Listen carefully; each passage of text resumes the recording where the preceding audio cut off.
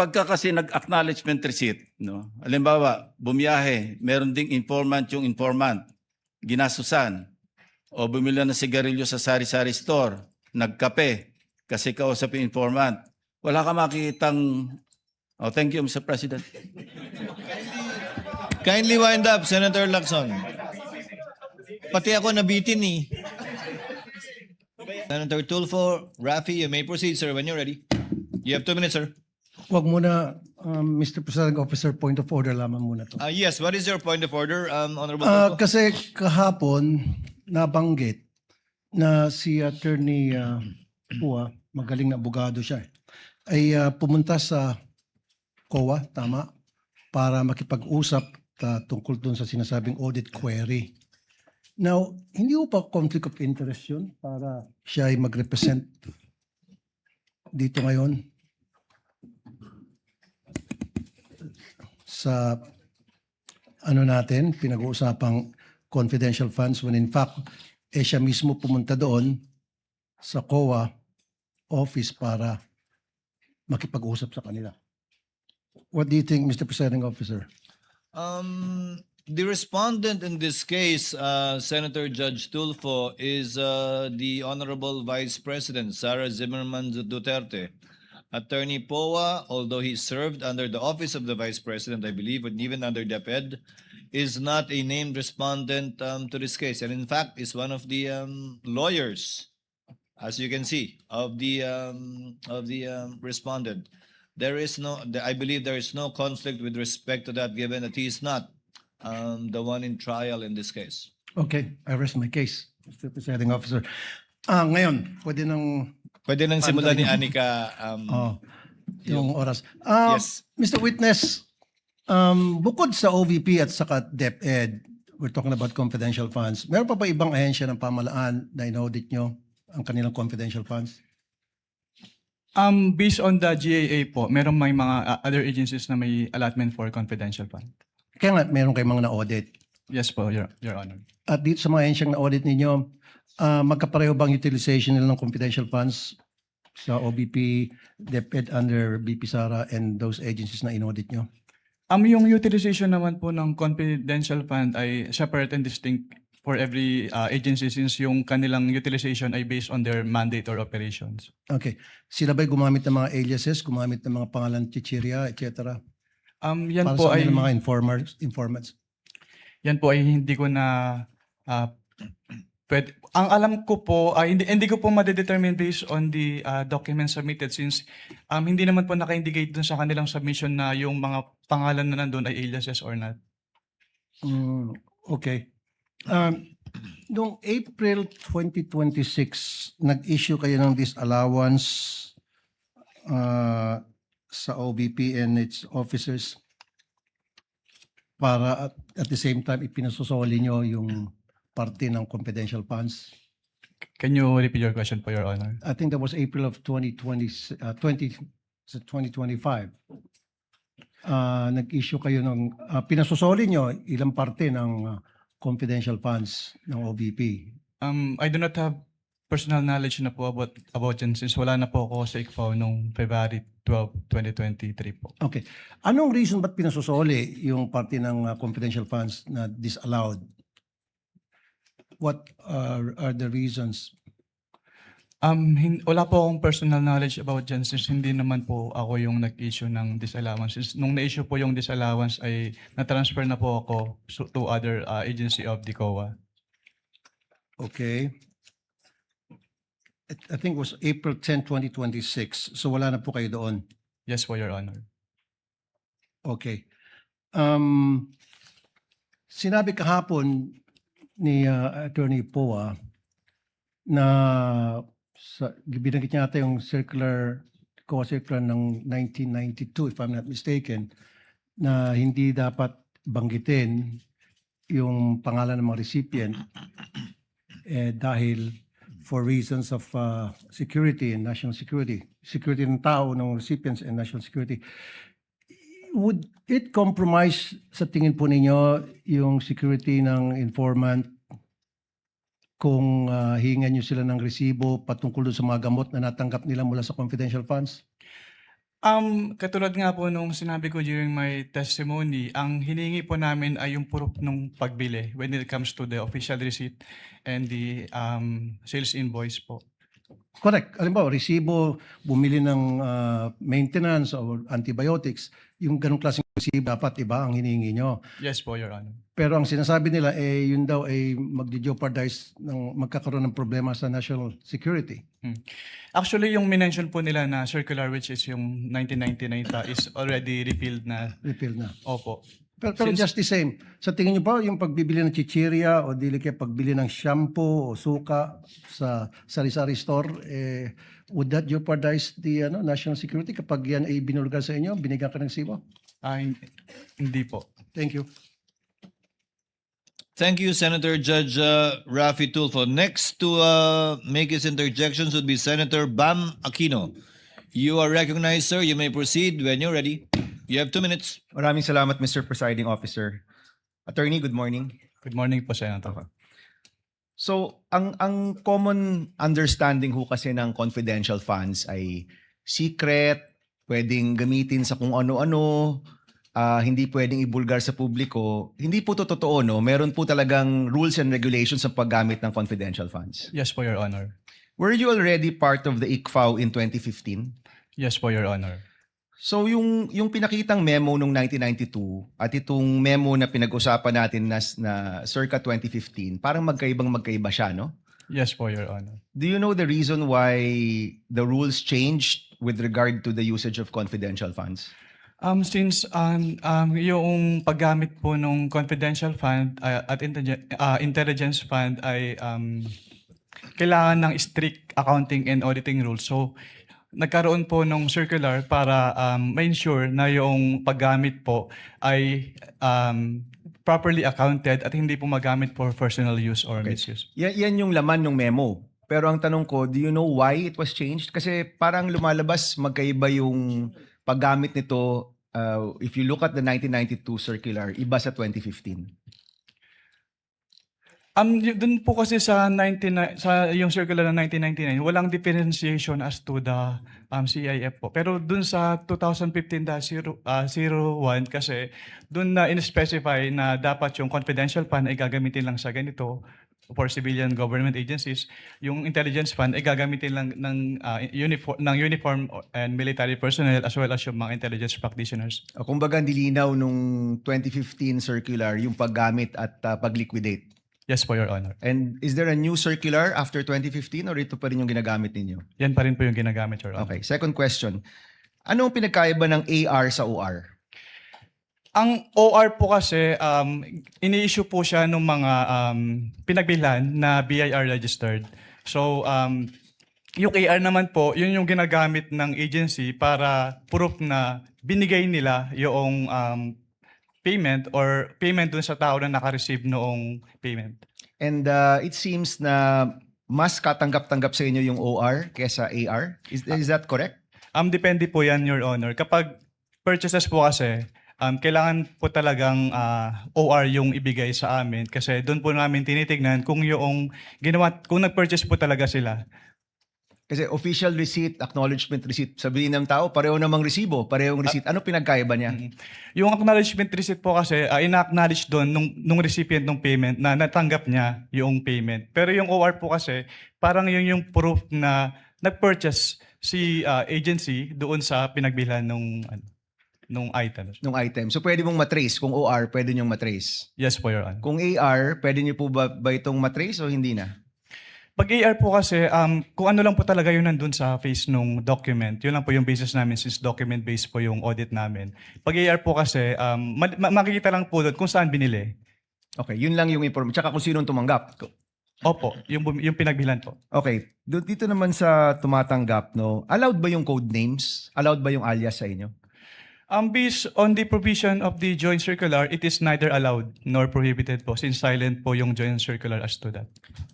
Is that as of 2015 or even in previous liquidation of confidential funds? So, wala. Based on my recollection po, even yung dating circulars po, buhat nung nag-assume po ako sa ICFA, wala naman pong provision as to the use of aliases. So bawal ang paggamit ng alias. The circular is silent po. Okay. Para sa inyo, kung alias, yung paggamit ng alias ay bawal, so hindi importante kung may ibang tao ito, totoong tao ba to, basta yung pangalan na binigay sa inyo, ang expectation nyo, totoong tao yan. Based on that, kasi ang katulad nga po ng sinabi ko, document-based po kami. So wala po kaming way to determine if this is an alias or not po. Oh, but in general, ang tinatanggap yung dokumento, dapat totoong tao. Yes po, Your Honor. Okay, next. Did you have any, napag-usapan nyo kahapon yung dealings nyo with OVP nung lumabas na or malapit nang lumabas yung AOM?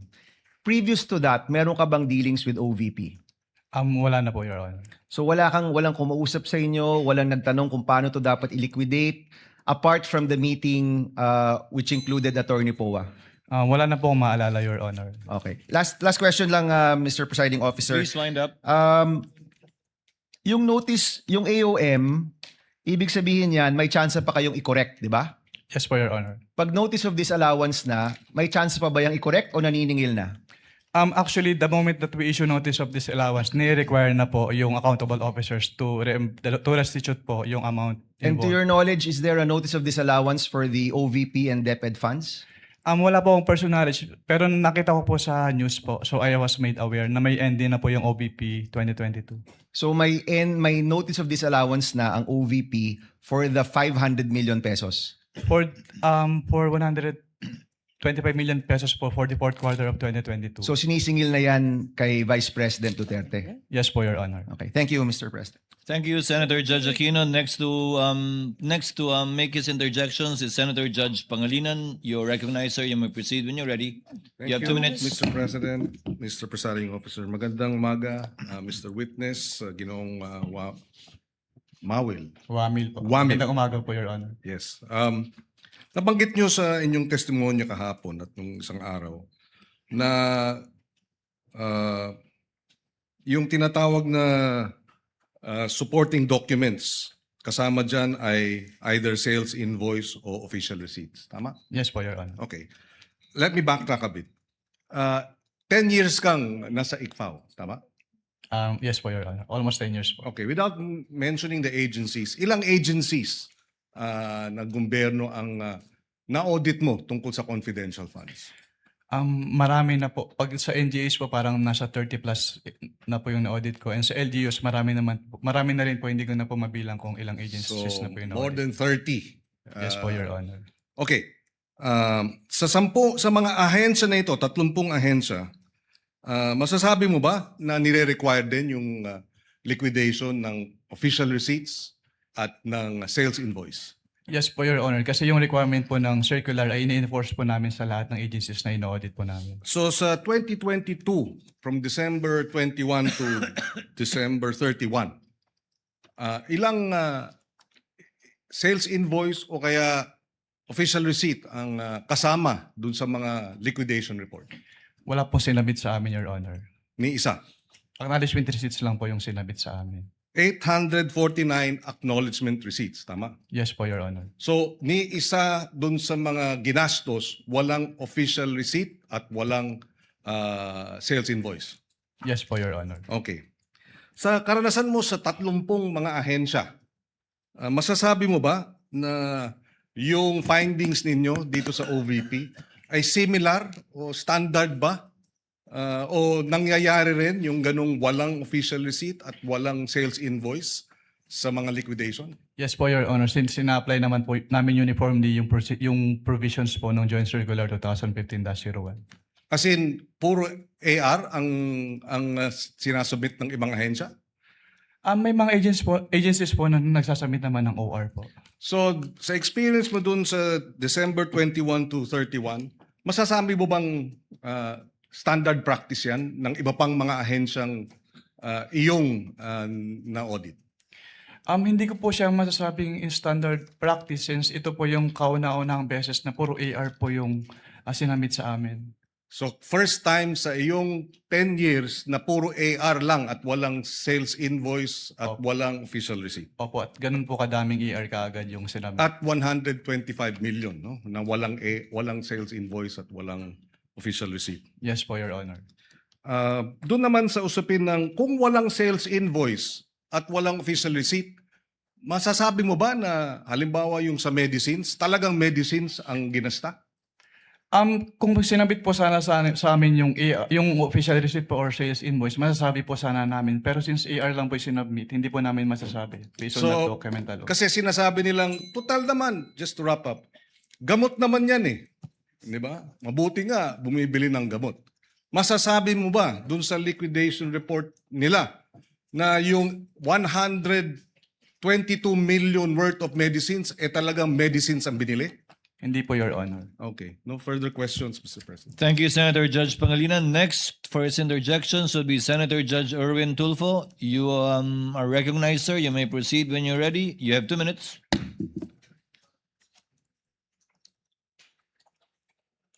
Thank you, Mr. Presiding Officer. Testigo, tama po ba ang pagkarinig ko na sinabi niyo kanina under sa COA DBM Joint Circular Number 2015-01, hindi naman kailangan ilagay ang tunay na mga pangalan ng mga intel agents or informers na tumanggap ng intel o confidential funds sa OVP tulad ni na Mary Grace Piatos, Chippy McDonald, Mickey Mouse at iba pa? Is this correct? Ang sinabi ko po, Your Honor, ay silent po yung circular as to that matter po. Silent. So po pwede. Kung when we say kasi silent, pwede. Hindi po, Your Honor. It is neither Hindi rin. allowed nor prohibited Okay. po. So, if this is not allowed or prohibited, bakit nang i-audit po ninyo ang confidential intelligence fund po ng OVP, hindi ninyo hiningi ang tunay na mga pagkakilanlan ni na Piatos, McDonald, Mickey Mouse at iba pa? Katulad nga po nung sinabi ko sa sa aking previous testimony, ang focus po ng audit namin ay compliance audit.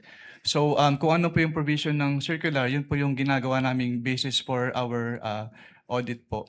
Okay, compliance. When you say compliance, ito po ba periodic or random? Yung compliance audit po kasi wala po siyang particular period kasi pag sinabing compliance audit, ina-evaluate po namin yung subject matter if it is compliant with certain applicable laws, rules, and regulations. But I'm saying every agency na meron pong intel or confidential funds, do they have to undergo audit periodically or random lang? Dahil marami po tayong ahensya ng gobyerno na may mga intelligence confidential fund na hindi naman dapat. Ang audit po namin ay based dun sa liquidation documents po na sinasubmit nila. Pero is it periodic ba? Kailangan bawat agency na i-liquidate niya yung kanya i-audit ninyo yung kanya paggastos ng intel or confidential fund? Yes po, Your Honor. Yung kanilang kailangan... So it's periodic, it's not random. Yes po, Your Honor. Okay. Kung kaduda-duda na po ang disbursement ng OVP, obvious naman, sabi niyo po, di po ba, yung mga medicines, mga pangalan ng tao, bakit hindi po ninyo pa sinampahan ang kaso sa ombudsman ng OVP? Under our rules po, Your Honor, pwede lang namin siyang i-refer to the Office of the Ombudsman kapag nagkaroon ng final order at hindi po kinumply ni OVP yung order po. Bakit? Nasaan na po ba yung order ngayon? Ano na po ang status? Itong mga findings nyo, 2023, 2024 pa ito, 2026 na po tayo ngayon. Wala po akong personal knowledge about sa status po since hindi na po ako connected sa ICFAO. Okay, so dahil hindi ka na connected sa ICFAO, so wala ka ng pakialam kung ano na nangyari sa kaso na hinawakan mo. Is this Hindi correct? naman po sa wala akong pakialam, pero yung mga ganyang bagay po kasi ay confidential na hindi naman ina-announce sa buong COA po. Ayun. So, ibig sabihin, hindi mo na alam at hindi mo rin alam kung bakit hindi kinasuhan or ni-refer sa ombudsman itong issue na ito. Yes po, Your Honor. Thank you very much, Mr. Presiding Officer. Thank you, Senator Judge Erwin Tulfo. Next would be our distinguished Senate President, Senator Gatchalian. You are recognized, sir. You may proceed. When you're ready, you have 2 minutes. Thank you, Mr. Presiding Officer. Mr. Witness, nakita ko dito, merong 6 na AOMs na in-issue. And meron dito sa 6, non-submission of documentary evidence of payment.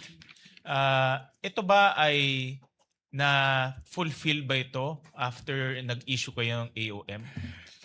Based on sa mga na-issue ko po, since ang na-issue ko lang po na AOMs ay for the fourth quarter of 2022, first to second quarter of 2022 of the OBP, and first to second quarter 2022 of the OBP.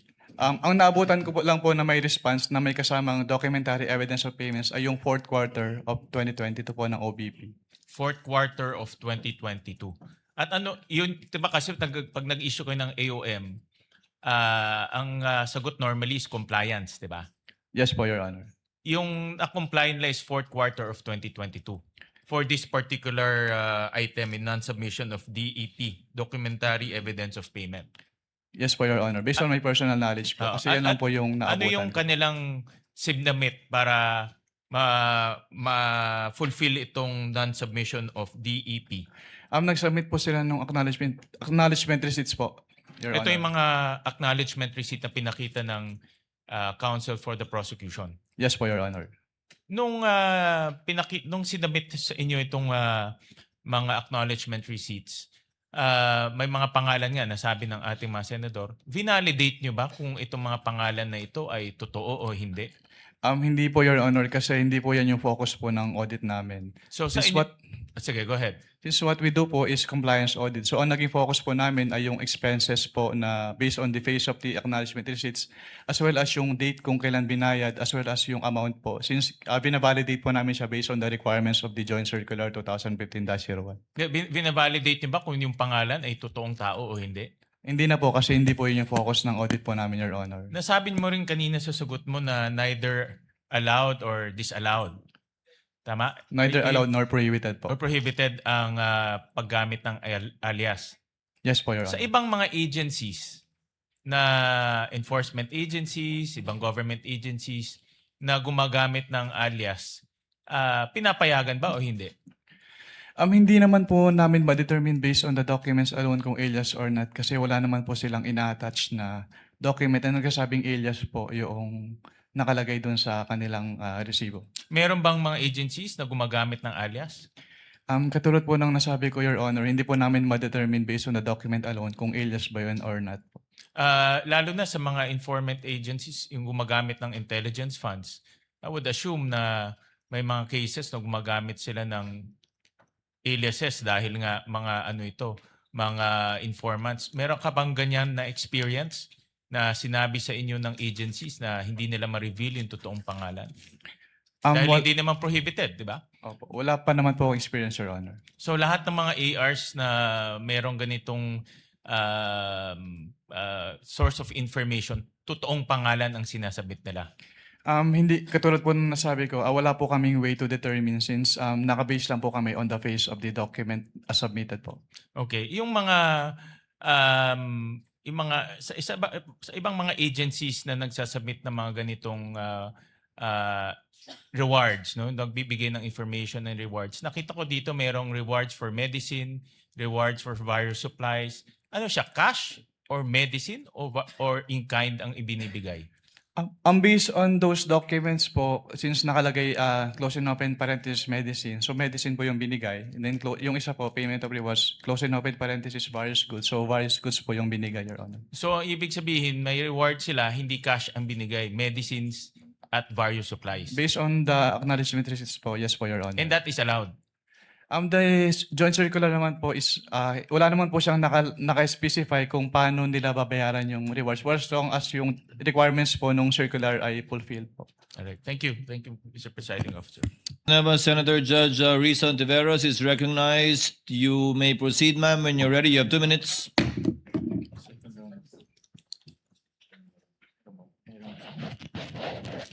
Salamat po, Mr. Presiding Officer. Yeah. Mr. Witness, para klaro po sa mga nanonood, kapag pinag-uusapan po yung confidential and intelligence funds, chinecheck pa rin po ng COA kung paano ginastos yung pera.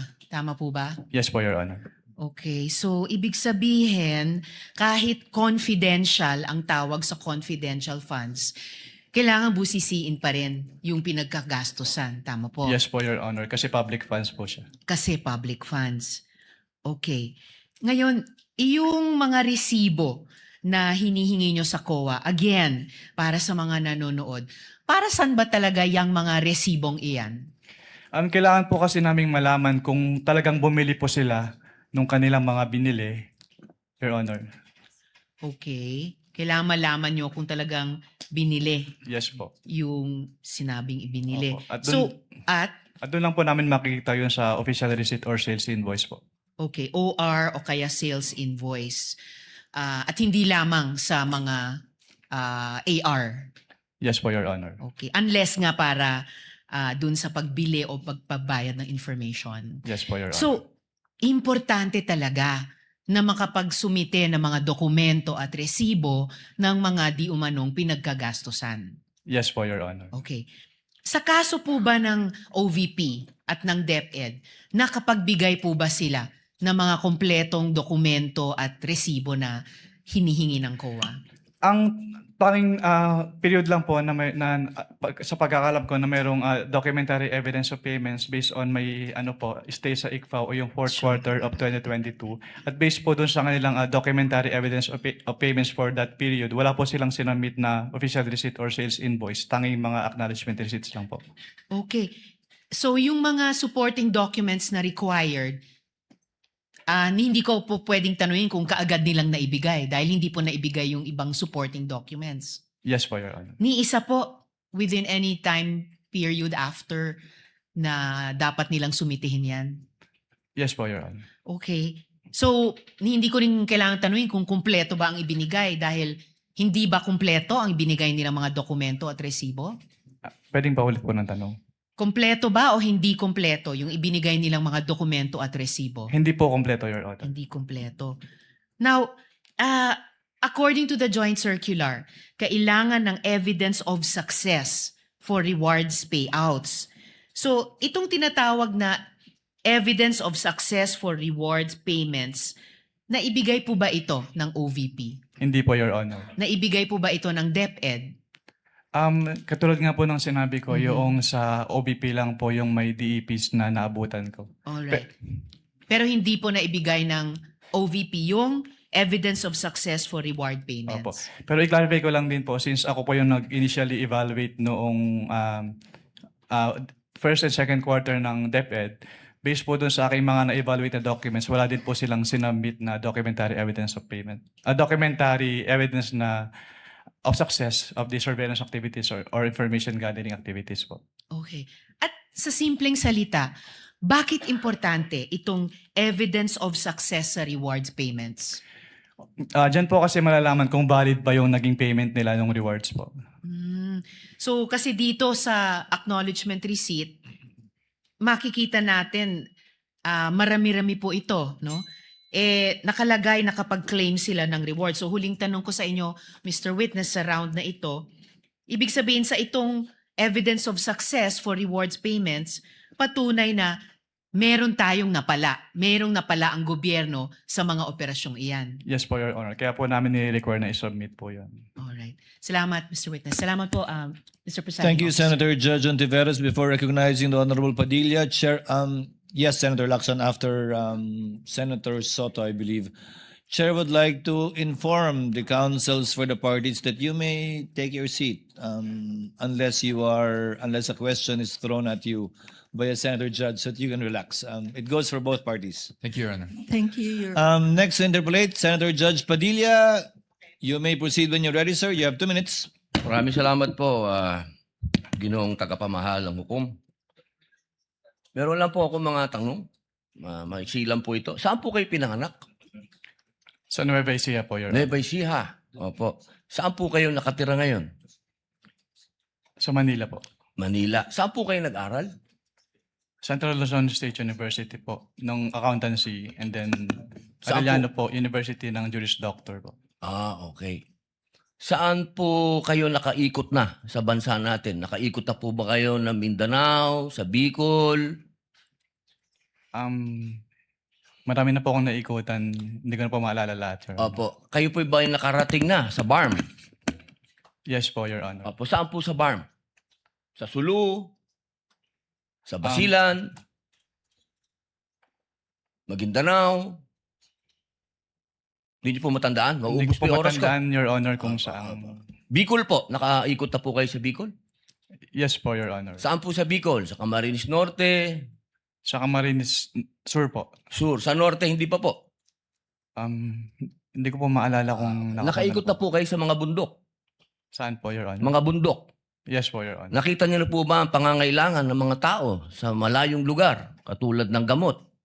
Katulad po ng pagkain. Wala naman po ako na-observe, Your Honor. Ayun, wala. Hindi po kayo exposed. Exposed po ba kayo sa threat ng terrorism sa bansa natin? Nabalitaan niyo po ba ang ISIS, ang NPA, ang Abu Sayyaf? Exposed po ba kayo doon sa mga balita? Sa news po, may Sa mga news. nabalitaan po ako, Your Honor. Opo. Alam niyo po ba na kung gaano nakagrabe ang terrorism? Wala po akong threshold, Your Honor, to determine that. Wala po. Pero kayo po ang humahawak ng investigasyon patungkol sa confidential fund. Tama po ba? Hindi po siya investigation, evaluation po. Evaluation. Ako, tama-tama. Ibig po sabihin, kahapon po, sinabi ninyo na gumawa lang kayo ng preliminary investigation. Tama po ba? Preliminary inquiry. Hindi po, part po siya ng process namin na mag-issue po kami ng AOM. Opo. So, ibig po sabihin, kahapon kasi narinig ko parang yung ginawa nyo, preliminary lang. Yung AOM po, preliminary lang. Opo. Hindi po yun konklusyon. Kung ang tinutukoy niyo po ay yung... Meron po kasing provision as to the joint circular as to tinatawag na prima facie. Pakisagot na lang po kung conclusion ba po yun? Final? Hindi po kasi we require So, hindi them- po final. Based Boss, on the AOM po, konti lang po oras ko, hindi po final. sa AOM po, yung AOM po hindi po final. Hindi po final. Opo. Kayo po ba ay naniniwala na ang mga confidential agent ay dapat magpakilala? Sabihin ng kanilang mga totoong pangalan? Wala pong provision as to that po sa joint circular, Your Honor. Opo. Kayo po mismo, palagay niyo po, sa personal po ninyong pagkakaintindi, ang mga confidential agent dapat po bang magpakilala? Since that calls for an opinion, hindi po ako authorized to express that, Your Honor. Ano pong definition niya ng confidential? Based on the joint circular po, ang confidential expenses ay yung... Hindi po expenses, confidential lang po. Bilang kayo po ay abogado, ano pong pagkakaintindi niyo sa confidential? classified po, Your Honor. Okay. Boss, sa next na lang po akong round.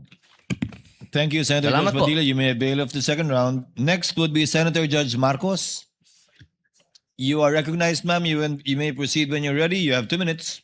Thank you very much, Presiding Judge. Okay, kanina sinabi mo na hindi ka umabot doon sa notice of disallowance pero andun pa rin sa ICBAO nung na-release yung notice of suspension, di ba? Yes po, Your Honor. Okay. So, doon sa notice of suspension, katulad ng disallowance, nasabi mo, kahit wala ka na ron, you were made aware kasi nabalitaan mo, pinagbawal ba ng COA yung mga confidential expenses dahil peke o fictitious, gawa-gawa lang yung mga AR? Anong pong notice yung tinutukoy niya po, Your Honor? Doon sa mga AR ng OVP, meron bang sinabi na gawa-gawa lang, hindi tunay, peke? Dahil hindi po yan yung focus ng audit namin, wala po kaming basis para magkaroon ng findings po doon sa mga sinasabi niyo. So ang sagot, no. Walang sinasabi na fictitious yung AR. At doon sa AOM, pati sa suspension, gano'n na rin sa ND, sinabi ba ng COA na yung AR and documentary evidence of payments, yung DEP, peke, falsipikado, huwad? Since hindi po yan yung focus ng audit po namin, wala po kaming findings about that, Your Honor. Sinabi ba doon na falsipikado yung DEP at saka yung AR? Na it was forged, kumbaga? Wala pong ganong findings, Your Honor. Wala rin, di ba? At doon sa mga pangalan ng mga recipient ng award, tama ba ako sa pagkaintindi na hindi rin sinita ng COA yung mga kakaibang pangalan tulad ng Mary Grace Piatos, Andy Lim, etc. Ang sinabi at binanggit talaga ng COA ay yung mga datos na hindi tumutugma. Tama ba? Since what we did is compliance audit po at wala namang provision yung circular as to the use of aliases, yes po, wala po kaming findings. about Kasi that. sabi mo nga, neither allowed nor prohibited. Tama po. So, doon sa AOM at sa notice of suspension, the names of these reward recipients was never raised by COA. Di ba? Yes po. Tama. Dahil nangyayari talaga na kakaibang pangalan ang binibigay kapag confidential or intelligence fund. Kaya isa pang tanong ko, dun sa notice of suspension, pati na rin sa ND, ang pagkaintindi natin, final ba ito o hindi? Kapag sinabi po kasing notice of disallowance under the joint circular, meron na pong obligation to restitute agad. Tama, final siya sa COA. Pero kahit ang desisyon ng COA, pwedeng dalhin sa Supreme Court para maging pinal na pinal. Di po ba? I-clarify ko lang po, kapag dumating na po kasi sa Supreme Court, ang tanging ground na lang po dyan ay grave abuse of discretion amounting to lack or excess of jurisdiction. So wala na pong kinalaman po yung factual matters. Ganun nga, talaga naman na matters of fact, hindi naman rin na-raise sa Supreme Court. Tama ka doon. Pero hindi pinal. Pwedeng dalhin sa Korte Suprema. At no point are these final. I-clarify ko lang po, yung decision po ng COA to restitute ay hindi po apektado nung pag-file sa Supreme Court. So kahit mag-file po sila ng petition for certiorari sa Supreme Court, kailangan na po nilang ibalik kaagad. Kasi yung pendency po ng petition for certiorari, hindi po niya na-stay yung obligation to Naintindihan restitute. natin yon, pero hindi pa tapos ang kaso. Pwede pang dalhin sa Korte Suprema, hindi po ba? At saka dun sa notice of suspension, balikan ko lang, was there a finding na ginamit sa pansarili yung mga confidential funds ng OVP? That is a presumption po under joint circular. Misappropriated ba yun? Kindly wrap up. That is a presumption po. Hindi po kailangan directly sabihin kasi nagkaroon po ng presumption. Pero hindi sinabi. Sa madaling sabi, Pero dahil wala presumption talagang po siya, hindi po siya kailangan sabihin, Your Honor. Naintindihan ko, pero wala doon. Is there a COA finding na ninakaw ang confidential funds doon sa various AOMs and notice? Meron bang sinasabi doon na ninakaw? It was stolen? There is a prima facie evidence na nagamit po siya for personal use or benefit under the joint circular. Kaya nga. Kindly wrap up, Senator Judge Marcos. Yes, You're gonna bail at I round am two. done, but I have questions kung may second round. There will be a round two, and I will register you, Senator Judge Marcos. Thank you. Senator Judge Ejercito is recognized. You may proceed, sir. And when you're ready, and you have 2 minutes. Yes, thank you, Mr. Presiding Officer. Siguro dagdagan ko na lang din nun. Ito tayo tinatanong na rin yung tungkol doon sa mga paggamit ng mga alias sa ating mga senator judges. No? Dahil alam naman natin na kinakailangan din na lehitimong may pangangailangan na protektahan, no? Dahil nga confidential itong mga information. Ang sa ilalim ng Joint Circular number 2015-0, paano dapat maprotektahan ang pagkakakilanlan ng mga confidential informant? Wala pong provision as to that, Your Honor. Kasi yung wala po namang requirement yung circular as to the pwede pa ulit po ng tanong, sorry. Well, yung hindi kasi parang alam naman natin, no, dahil lalo na sa mga intelligence at saka yung mga activities, mga confi, ginagamit yung mga alias na nabanggit nyo rin kanina. Hindi ba pwedeng gamitin na lang halimbawa, John Doe, Jane Doe o Juan de la Cruz kasi alam naman natin na binambibilit, reward for information na syempre pinoproteksyonan din natin yung mga pinoproteksyon ng mga agencies yung identity, no, ng mga informants. Ang masasabi ko lang po, Your Honor, wala naman pong provision as to the joint circular sa use ng aliases kasi silent po yung joint circular. So tanggap yun. Halimbawa, nakita niyong medyo parang yung mga pangalan mukhang alias lang ay tinatanggap dahil pag-intelligence gathering. We base lang po dun sa document submitted to us. So kung wala pong naka-indicate dun sa document submitted to us na alias po yon, hindi po namin malalaman, Your Honor. Tapos meron ding dapat may coordination paggamit ng intelligence or confidential fund. May coordination with law enforcement agencies, tama po ba? Yes po, based on the joint circular po, Your Honor. So doon po, tanong ko lang po, meron po bang O may nakita po ba kayong naganap na coordination with the agencies, no? Of course, yung PNP, AFP, PIDEA at iba pa, NBI na ginawa ang halimbawa OVP in this case sa kanilang paggamit ng confidential funds para sa sinasabi nilang confidential programs. Based on the documents submitted po sa ICFA, wala po, Your Honor. Dahil sinasabi ng ng joint circular, kung di ako nagkakamali, na kailangan may proper coordination ang paggamit ng confidential funds with these law enforcement agencies. Yes po, based po on the joint circular, Your Honor. Isa ba ito sa mga findings ng COA sa IOM o sa audit observation memo or notice suspension or notice of disallowance na inilabas laban sa OVP, yung walang coordination? Wala po kaming naging findings about dyan, Your Honor. Last, Mr. Presiding Officer, doon sa course ng iyong audit, Mr. Attorney Wamil, did you see any evidence o may ebidensya ba kayo na si Vice President personally ang tumanggap, ang nakakuha o nagbenepisyo doon sa Confidential Intelligence Fund? Based on the documents po, wala po, Your Honor. Wala po akong personal knowledge about that po.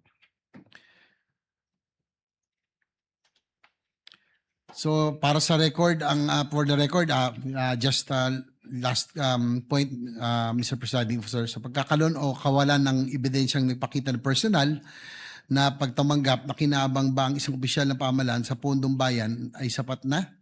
O upang matukoy kung may umiiral na pananagutang administratibo, sibil o kriminal? Under the joint circular po kasi, since si OBP po, si head of the agency po yung may responsibility to oversee kung paano gamitin yung confidential fund and to ensure yung compliance nila dun sa joint circular, then the, accountable person din po si head of the agency, Your Honor. So last question, Kindly wind up. Mr. President. Upang maging malinaw ang inyong testimonya nang sabihin ninyong wala kayong nakitang ebidensya na ang pangalawang Pangulo mismo ang tumanggap, nagpanatili o nakinabang sa confidential intelligence, inilahad lamang ba ninyo ang inyong audit findings at hindi kayo nagbibigay ng legal na konklusyon hinggil sa pagkakaroon ng kawalan ng pananagutan? Is it based on your audit findings or legal conclusion hinggil sa pagkakaroon ng liability? Based po sa audit findings, Your Honor. Kasi nilalagay po namin yung persons accountable dun sa aming ini-issue po. Okay, thank you, Mr. Presiding Officer. Thank you, Senator Judge JV. Before recognizing Senator Judge Soto, Attorney Wamil, just on the point of Senator Judge Marcos, to clarify, the decision of COA with respect to any appeal is final, is executory but not final even if it is appealed before the Supreme Court, correct? With respect to the obligation to restitute po, kahit magkaroon ng pendency ng petition for... Attorney Wamil, listen to the question, please. Okay, It is, Your Honor. unless a TRO is issued by the Supreme Court, it is executory but the decision is not yet final. Would that be correct? Yung decision po, final na, Your Honor. Kasi In-appeal nga sa Supreme Court, paano magiging final? Ikaw naman. A decision of the COA executory na po, Your appealed to Honor. the Supreme Court is executory unless a TRO is issued but is not yet final. Yes po, Your Honor. That is a correct statement. Opo. Thank you. Senator Judge Soto, you are recognized, sir. You may proceed when you're ready. You have 2 minutes. Thank you, Mr. President, Mr. Presiding Officer, Mr. Witness. In your testimony, August 3, upon direct examination by the Prosecution Counsel, you were presented representative samples of selected forms. The question 845 acknowledged receipts, if I remember it right. Correct ba yun? Yes po, Your Honor. All right. Sinabi nyo na kayo ay gumawa ng observations doon sa mga acknowledgement receipts nito kung saan ilan dito ay pinagagamitan ng confidential funds ay hindi naaayon sa Joint Circular 2015-01. Ngunit may mga acknowledgement receipts according to how I recall it na wala naman kayong observation. observations, ano? Yes po. Sapagkat ang pinaggamitan ng pondo ay naayon sa nasabing circular. Tama ba? Yes po, Your Honor. Alright. Halimbawa, yung acknowledgement receipt ni Mary Grace Mary Grace Piatos na 70,000 for medicine, walang supporting documents. Kaya gumawa kayo ng observations. Yes po, Your Tapos Honor. yung doon naman kay acknowledgement receipt ni Janice Marie Revilla, 70,000 at Patty Ting na 150,000. Wala kayong observations. Dahil ang pondo ay ginamit sa purchase of information na pinayagan o allowed ng nasabing circular. Tama ba? Yes po, Your Honor. That's the way I recall it. All right. Okay, now, ito ngayon ang tanong ko. Out of these 845 acknowledgement receipts na pinag-uusapan sa kasong ito, ilan ang nagawa nyo ng observations dahilan sa kawalan ng supporting documents? Hindi ko na po matiyak kung ilan yung exact number po, Your Honor. Ilan ng, well, then my next question will not be answered because tatanong ko, ilan yung walang observations? Pwede ko po pwede po ako mag-refer sa tabulation po, Your Honor. Please. You can refer to your tabulation table that was earlier marked. Assisting counsel, can you show him the previously marked evidence pertaining to his tabulation or summary? Assisting counsel for the respondent may also approach should he so desire.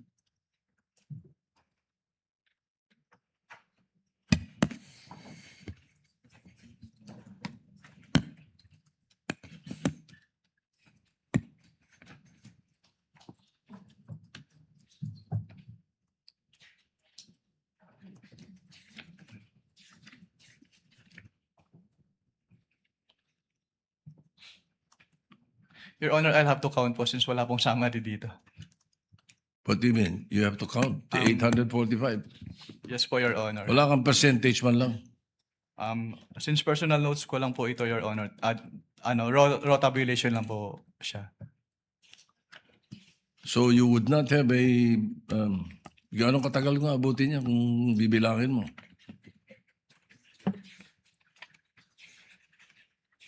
Kasi my next question actually would be, magkano ang total noong meron kayong observations? At magkano yung wala?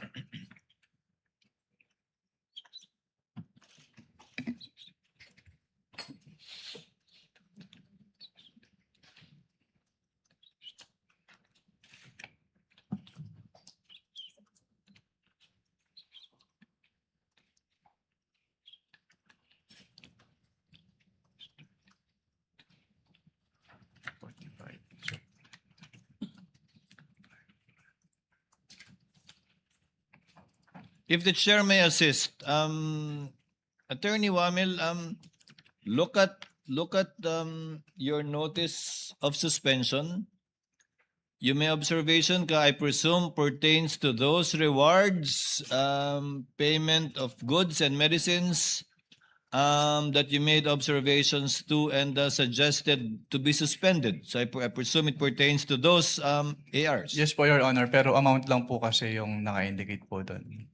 And the total is Sa 845, Mr. Presiding Officer, ilan ang total? Magkano yung total? Sa 845? May I be allowed po to peruse po yung notice of suspension? you Your Honor? may refer to it.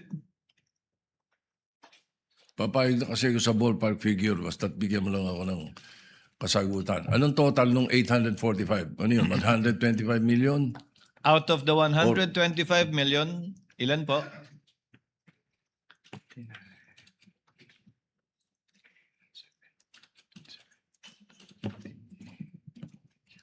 Your Honor, please. Let's wait for the witness counsel to answer. He's referring to your marked exhibit, the notice of suspension. I believe it's on the first page, Attorney Wamil. Sa first page po, with respect to the payment of rewards po, 59,787,000 pesos po, Your Honor. With other purchases naman po, Umabot po siya ng around 15 million pesos, Your Honor. So ilan yung walang observations? Wala kayong observations. Bali, ang total po ng may observation namin ay around 75 million pesos po, Your Honor. 75 million sa may observations, so around 50 ang mga walang observations. Ganun ba? Yes po, Your Honor. And all right, so that is for the 125. Yes po, Your Honor. I don't have any time anymore, so it's okay. Thank you. Thank you, Senator Judge Soto. Senator Judge Lacson may proceed with his interjections when he's ready. You have 2 minutes, sir. Thank you, Mr. Presiding Officer. Good morning, Attorney Wamil. Good morning po, Your Honor. Kindly refresh my memory, no? Kasi ang pagkaalam ko, sa paggamit ng intelligence saka confidential fund, hindi lamang sa pinapayagan o hindi pinagbabawal ang paggamit ng alias, kundi necessity for practical reasons, di ba? Yes po, Your Honor. And idadivert lang yung totoong tao nasa likod ng mga alias kapag declassified na o tapos na yung tinatawag na confidential or intelligence operations. Tama, di ba? Yes po, Your Honor. So ang tanong ko, wala ba kayong efforts na alamin kung sino yung mga nasa likod ng mga aliases na sinabit sa inyo? Since document-based lang po kami, Your Honor, hindi na po. Wala na po kami. Yan ang susunod yung tanong. Ano? Bakit paper audit lang kayo? Wala kayong physical? Parang bitin yung inyong pagsasagawa ng audit. Kasi paano nyo malalaman kung legitimate yung pumirma doon sa acknowledgement receipts kung hindi nyo inaalam kung meron bang totoong tao na nasa likod noong mga aliases na yon. Opo. Since what we do po in ICFAO po is compliance audit lang po, Your Honor. So kung ano lang po talaga yung provisions na nasasaad dun sa joint circular, yun lang po talaga yung ginagawa namin, Your Honor. That brings me to my next point. Baka pwedeng i-recommenda mo na i-amend nyo yung inyong JMC. Kasi parang bitin. No? In fairness to the concerned offices or persons na ino-audit, dapat kumpleto yung due process, di ba? Yes po, Kasi Your kung paper lang, magre-rely lang kayo sa mga submission, hindi nyo inaalam, you don't go further than that, di ba? Anyway, wala ka naman doon hindi ka naman deputy commissioner pa o associate commissioner, so siguro, i-recommend mo na lang na i-amend yung inyong JMC. So my next question is, what would you consider as evidence of success of a particular surveillance operation and or intelligence information gathering activity? Ano yung evidence of success? Actually, walang specific na document yung sinasabi ng joint circular, pero nagbe-base po kami dun sa mismong wording po na dapat merong causal link between the successful intelligence or surveillance activities vis-a-vis yung information given by the informer. Okay. Would an after surveillance report or after intelligence report ng particular na agent, would it suffice para i-consider yung evidence of success? I'm not referring to the entire operation. Kasi kapag nagsagawa ng surveillance, nagsasagawa ng after surveillance report, whether negative or positive, would you consider that as evidence of success? Katulad po ng sinabi ko, tinitingnan po namin yung causal link. Kung may Ayun, no? causal link between the success and the information given by Yun the ang informer. problema kasi bitin nga yung inyong audit. So I would reiterate, i-recommend mo na i-amend ninyo yung inyong circular. Thank you. Thank you, Senator Judge Lacson. Before proceeding to round 2, Chair would like to make some interjections. Attorney Wamil, you read the notice of suspension earlier and you gave what amount again? Can you kindly give him a copy? Counsel for prosecutors?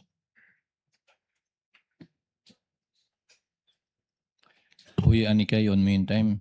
Sa payment of rewards po, yung total is 59,787,000 pesos po. You're referring to page 1 of the December 13 notice of suspension that you prepared. Yes po, Your Honor. Can you total it again for me, please, sir? The payment of rewards po. I totaled it and your total is wrong. Kindly total the figures that you wrote there. Yes, sir. It was a typo error po. 69,787,000 pesos. Ang dami namang nagkamaling numero doon. From 59,787,000, ang tamang total is 69,837,000.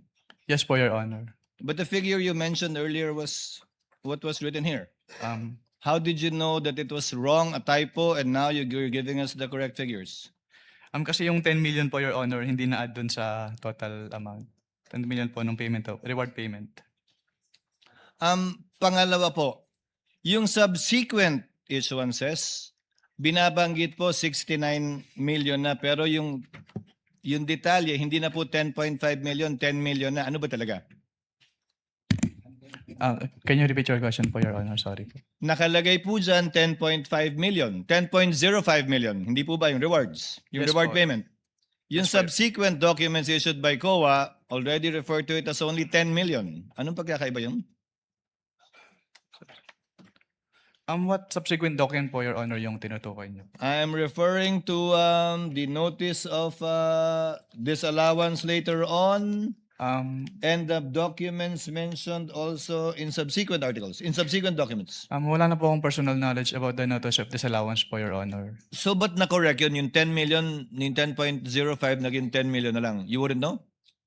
I wouldn't know po, Your Honor. In relation to the question of Senator Judge Soto, he said how much is the total that were provided for. You gave a total. In relation to the question of Senator Judge Villanueva, ano ba yung pinagkaiba? Correct me if I'm wrong. You said you were aware of a notice of disallowance. Yes po. How much was the notice of disallowance? Ano yung dinisallow out of the 125? Sa pagkakalala ko, around 73 million pesos po, Your Honor. So out of 125 million, 73 million lang yung finally dinisallow ng COA dun sa notice of disallowance. Yung balance, inoke niya. Ang makakasagot po niya, Your Honor, yung next witness po. No, if you're familiar with the notices of disallowance, you testified, Attorney Wamil, that AOM, notice of suspension, notice of disallowance. So sa dulo, pag iba na yung amount na nakalagay doon, marami nagtanong kanina, yung dinisallow lang ultimately is only 73.287 million. Posibleng magbago talaga yun, di ba? Yes po, Your Honor. So yung AOM mo, yung kabuuan ng 125, yung AOM mo pangalawa, kabuuan ng 125, yung notice of disallowance mo, ay yung notice of suspension mo, kabuuan ng 125, pero posibleng iba na ang amount ng notice of disallowance rather. Yes po. Depending on the evaluation po kasi yun nung nag-audit po. Now, one final question for this round as well. Let's focus on the failure to liquidate and notice of demand. Yung AOM po ba may failure to liquidate na at notice of demand na? Wala pa. I'm citing paragraph 8.3 of the IJMC. Kapag AOM po kasi, Yes or no? wala pa po. Yung AOM po kasi yung parang kinukonsider namin as demand po, Your Honor. So, saan po nakalagay sa AOM na may demand kayo? Kasi ni-require po namin sila na to comply with the submission po of the documents. Attorney Wamil, there is a big difference because your notice of suspension, does it include the demand? Pardon, Your Honor. Does the notice of suspension include a demand to pay? Wala pa po, Your Honor. Isn't it correct na nandun lang sa notice of disallowance yun? Based on the joint circular po, doon Yes. po ni-require po na mag-restitute. Sa notice of disallowance na. Yes po. Wala sa AOM, walang demand sa notice of suspension, sa notice of disallowance. The demand to pay po, yes, Yes. Your Honor. So, when will the presumption come in? Under paragraph 8.3. Kung wala pang failure to liquidate, dahil hindi pa final, kung wala pa yung demand until notice of disallowance na hindi pa final, kailan po papasok yung presumption o prima facie dun sa 8.3? Ang wording po kasi nung 8.3, Your Honor, failure to liquidate. So kasama po doon yung failure to submit the documents. Hindi po kasama yung failure to pay kung ano man po yung dinedemand. Nakalagay po doon, failure to liquidate upon demand. Yes po. So ang sinasabi po doon ay isubmit yung complete documents with the ICPAW. So, pag hiningi nyo at hindi pa nasasubmit, failure na yun sa palagay mo? Yes, sir. Kasi ang sabi lang naman po is upon demand na hindi sila nakapag-liquidate po. That is your interpretation, sir, correct? That is not found in the GMC. Ang binibase ko lang po dun sa provision po ng GMC, Your Honor. Sa interpretation mo nga ng GMC. Yes po, Your Honor. To avail of round 2, Senator Judge Pangilinan. Thank you, Attorney Wamil. To avail of round 2, Senator Judge Pangilinan. You have 2 minutes, sir. Thank you. Doon tayo sa yung acknowledgement receipts, no? So, andito yung mga acknowledgement receipts for December 21 to 31. No? Ang napansin ko rito nga, lahat buo ang numero, no? Walang butal. 250,000, 500,000 na acknowledgement receipt. Tama ba na kapag resibo na official, ang malamang hindi buo, no? May butal, di ba? May detalyado. Malamang, di ba? Malamang po, Your Honor. Okay. Based on your experience. So dito, puro buo, 250, 500, ni isa, walang butal. Walang sentimo, no? So, yun, medyo isang concern natin yun, ano? Pangalawa, 111 disbursements in one day. Naka-date. Do you confirm that? Wala po akong data nung number This po. is about December 23, 2022. Nakalagay dito date, December 23, December 23, December. Binilang namin 111. Isang araw, no? Totaling 17 million. Pagka ganyan ba, would you consider that usual? Disbursement, 111 disbursements in one day? Wala pong specific provision yung circular as to that. Yes, but the circular says to prevent irregular, excessive, di ba? Extravagant. So, would you consider this, does this fall under regular, irregular, or you wouldn't know? I wouldn't know po. Okay. Pero that's unusual po, pero I wouldn't know if it is irregular since wala naman pong provision. So we come back to the term unusual. Okay. So this is unusual. Doon sa nabanggit mo kahapon, yung usapin nung meeting ninyo, yung audit query, nabanggit nyo na hiningi, di ba nagka-meeting kayo, nagkaroon ng audit query, hinihingi ang audit query sa halip na AOM, tama? Yes po, Your Honor. Okay. At hindi kayo pumayag? Yes po, since wala naman po siya doon sa aming joint circular, Your Honor. Kung pumayag kayo na wala sa joint circular at nagbigay kayo ng audit query na hinihingi ng OVP, would you be violating the joint circular? Yes po. Kaya So- hindi po kami nagbigay, Your Honor.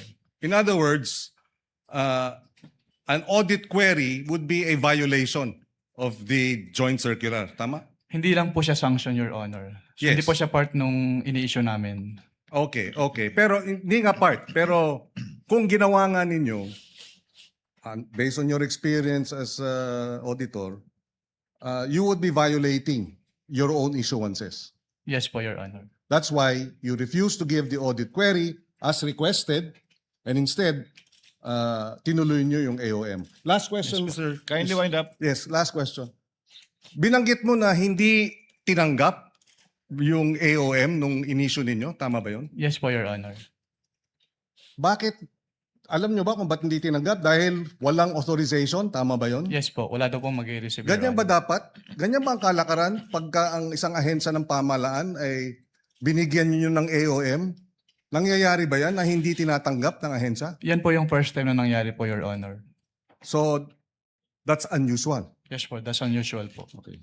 No further questions, Mr. President. Thank you, Senator Judge Pangilinan. Before proceeding to the other round 2 availers, Chair would like to recognize Senator Judge Zubiri, who will be availing of his first round to make his interjections.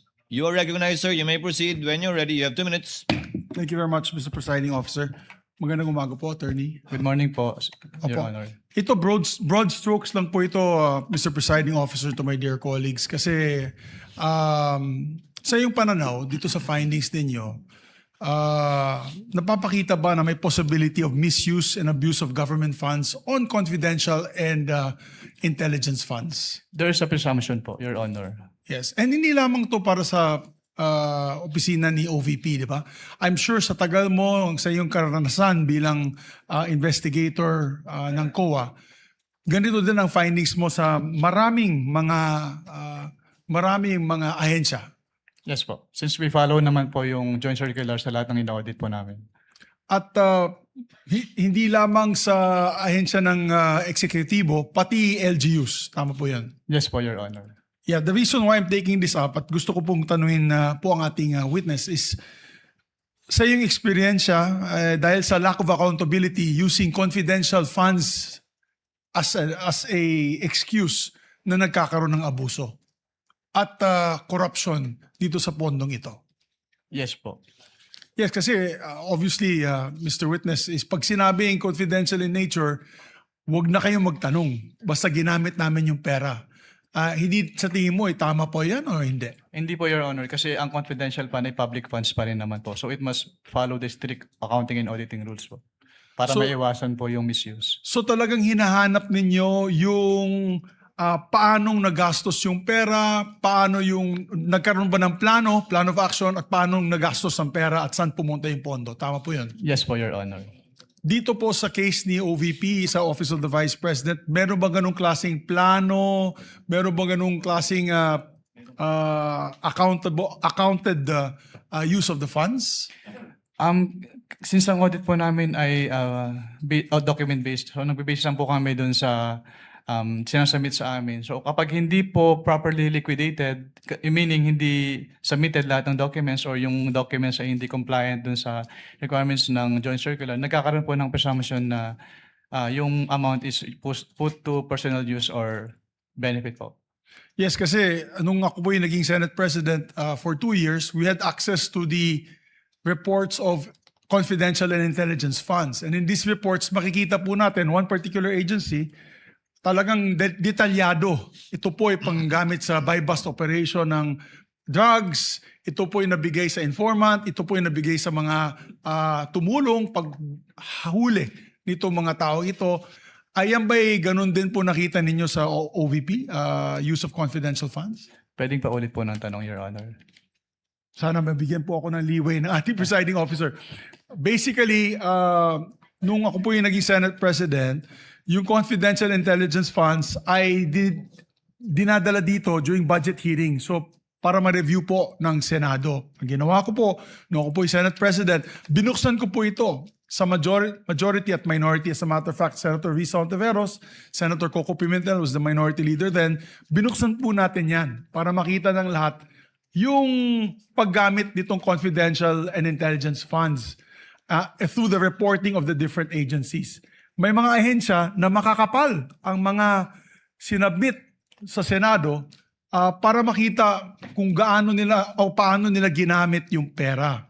Dito ba po sa Office of the Vice President, ganun din ba po kadetalyado ang report na ibinigay po sa COA o nakita ng COA sa paggamit ng mga pondo nila? Hindi po, Your Honor. Hindi po. Opo. Okay, and the reason why, and this as a statement, the reason why we need to really curtail the use of intelligence and confidential funds on the possibility of abuse, and not only on the Office of the Vice President. This also goes to all agencies of government. Kaya limitado na po sa armed forces na lang yung ating confidential funds tuwing nag-approve po tayo ng budget. At kasama na po dapat dyan yung LGUs. Dahil yung LGU po ay matindi din ang pag-abuso ng kanilang confidential intelligence funds. Tama po ba yan, Attorney? Under your experience? Yes po. Kulang po yung safeguards, Your Honor. Maraming salamat po. Thank you, Senator Judge Zubiri. Next would be Senator Judge Erwin Tulfo. You may proceed, sir. When you're ready, you have 2 minutes. Mr. Witness, napansin po ba ninyo na yung isang acknowledgement receipt na 220,000 para sa payment of reward, parenthesis, various goods, para kay TJ Verano, 220,000 po ito. Ang date po ng receipt ay December 22, 2026.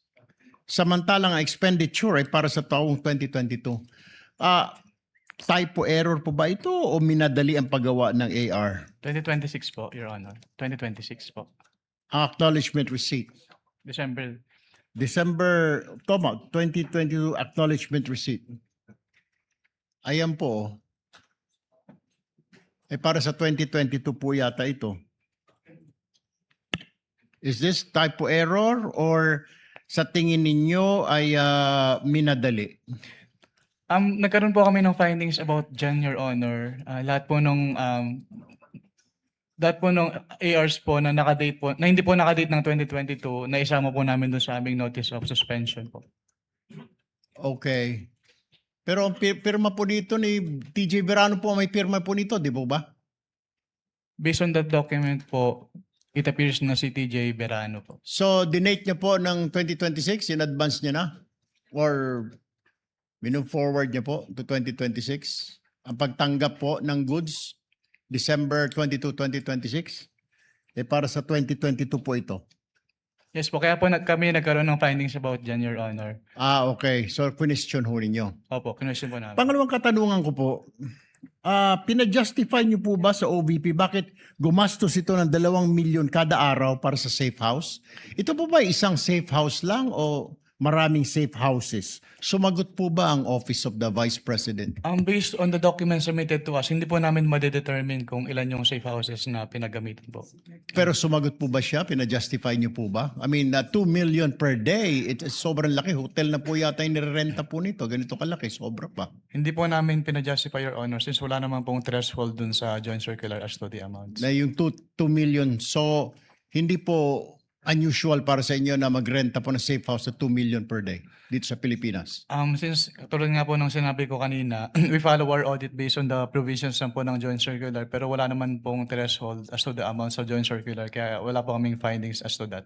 So, tama po si Senator Judge Lacson na binibase nyo lang po talaga sa mga documents po, wala po kayong physical audit. Yes po, Your Honor. All right.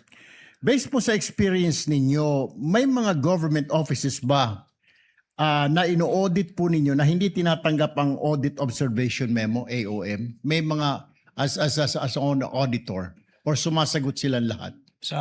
Wala po. Sumasagot po silang lahat, Your Honor. Except dito kay OVP. Hindi po tinanggap ni OVP yung aming first AOM nung nagka-attempt po kami nung unang time po. All right. That's all, Presiding Officer. Thank you. Thank you. Chair would now like to recognize our minority leader, Senator Judge Alan Cayetano, for his availment of the first round. You may proceed, sir, when you're ready. You have 2 minutes, sir. Mr. Presiding Officer, Senate President, dear colleagues. My question is to the counsel for the prosecution, defense, and the witness. One question, maybe a follow-up. And if we may start with the witness first to answer. I'm not asking you to make a judgment in this case ng impeachment. So sa akin is the answer the general question. So we've discussed in the last 2 days, diba, what is illegal expenditure, what is irregular expenditure, what is improper expenditure. In between all of that, we talked about many technicalities. And of course, this will be much easier if we're talking about public funds which are not confidential in nature. So my question is, when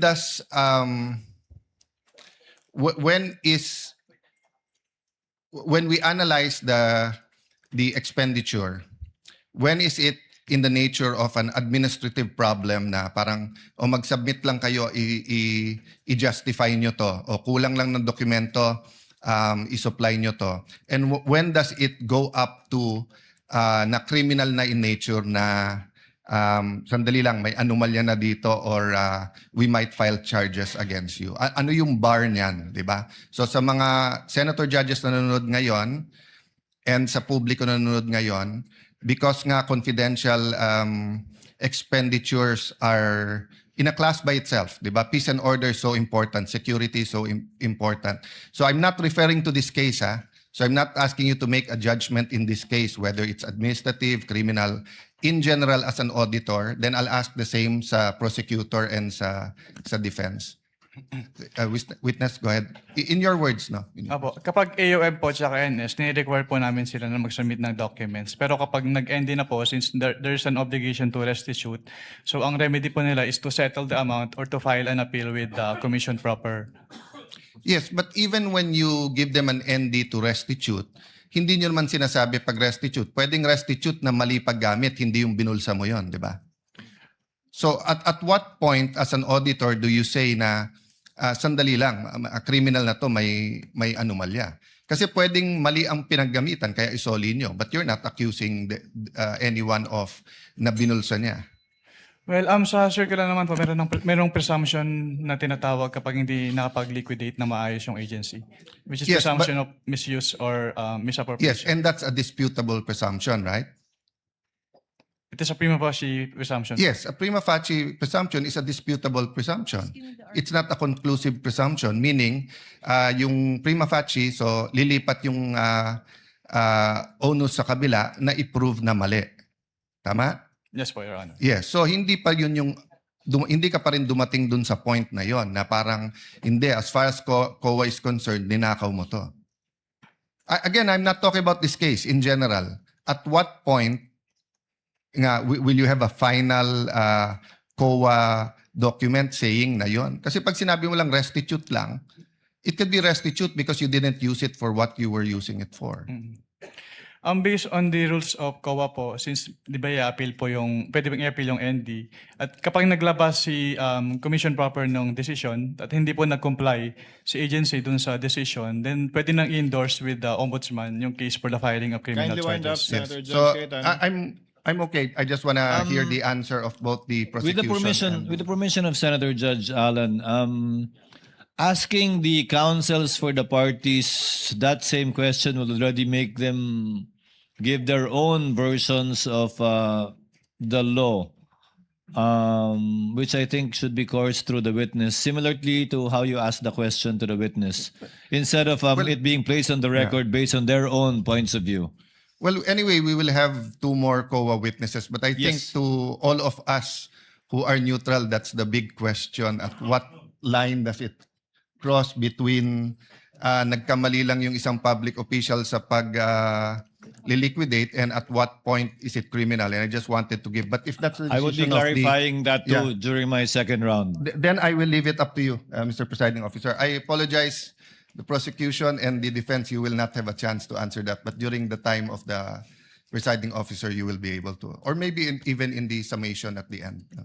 Thank you for your understanding, Senator Judge Allen.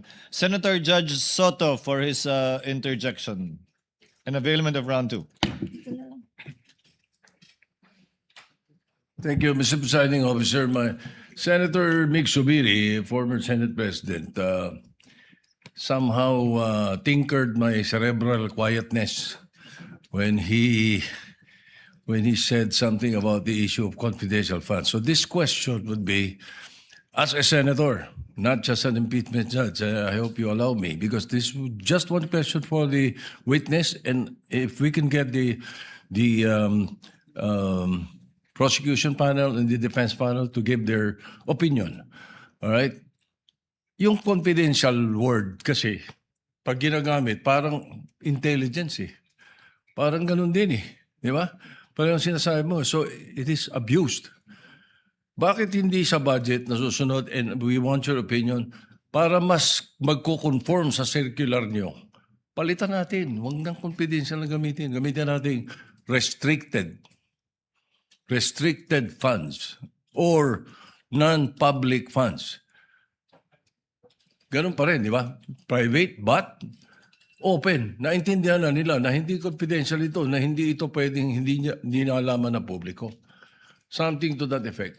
Just the opinion of the With the indulgence of Senator Judge Soto, it's good to stand up once in a while for being seated for a long time, but the chair will not allow counsels to respond and give their opinion on the matter, and will simply allow the witness to answer, similar to the chair's ruling in relation to the query earlier of Senator Judge Cayetano. Yes, Attorney Wamil. Well, I submit that po to the Commission on Audit po. I am not authorized po to give an opinion as to that. That was the witness's answer. Senator Judge, Senate President Win Gatchalian is recognized for his interjections. Thank you, You may Mr. proceed when you're ready, sir. You have 2 minutes. Thank you, Mr. Presiding Officer. Thereafter, Senator Bam. So kindly Sundan prepare. ko lang po yung mga questions ni Senator Risa at ni Senator Ping doon sa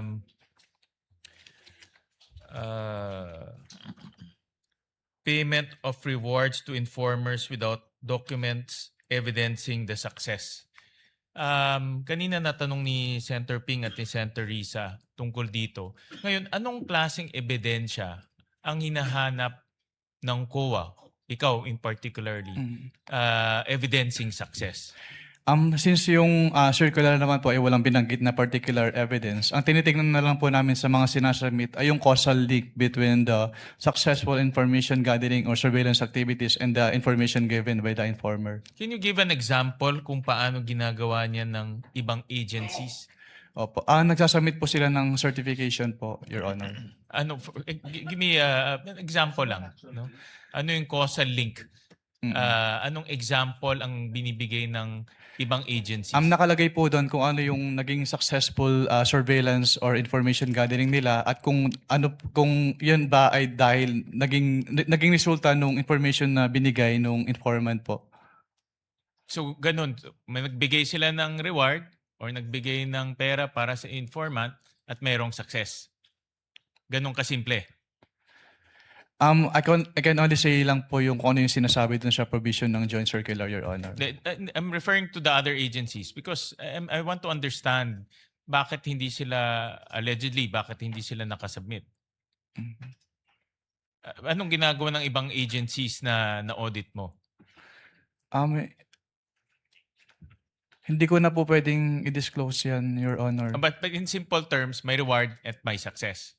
Yes po. And dapat may pakita nila na it must be on the account of the information given po by the informer. Okay. And then meron akong in the documents that were provided sa amin, meron ditong document galing kay Colonel Raymond Lachica, a certification basically certifying, and this is for December 20 to 31, 2022.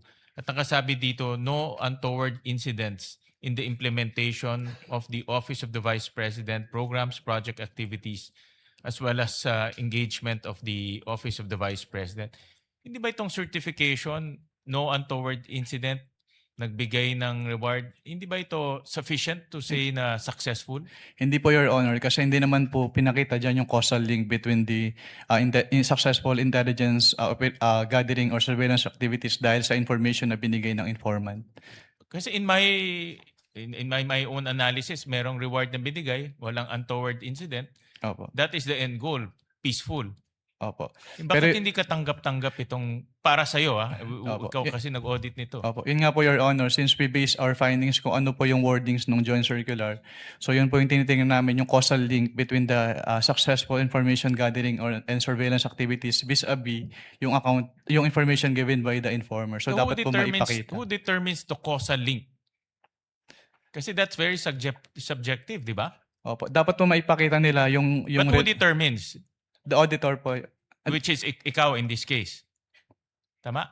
Kapag sinamit po sa amin, Your Honor. Pero it is the, since it was the agency who gave the reward, so dapat maipakita po nila. Oo nga, but who determines that causal link? Sino ang nagde-determine na may link?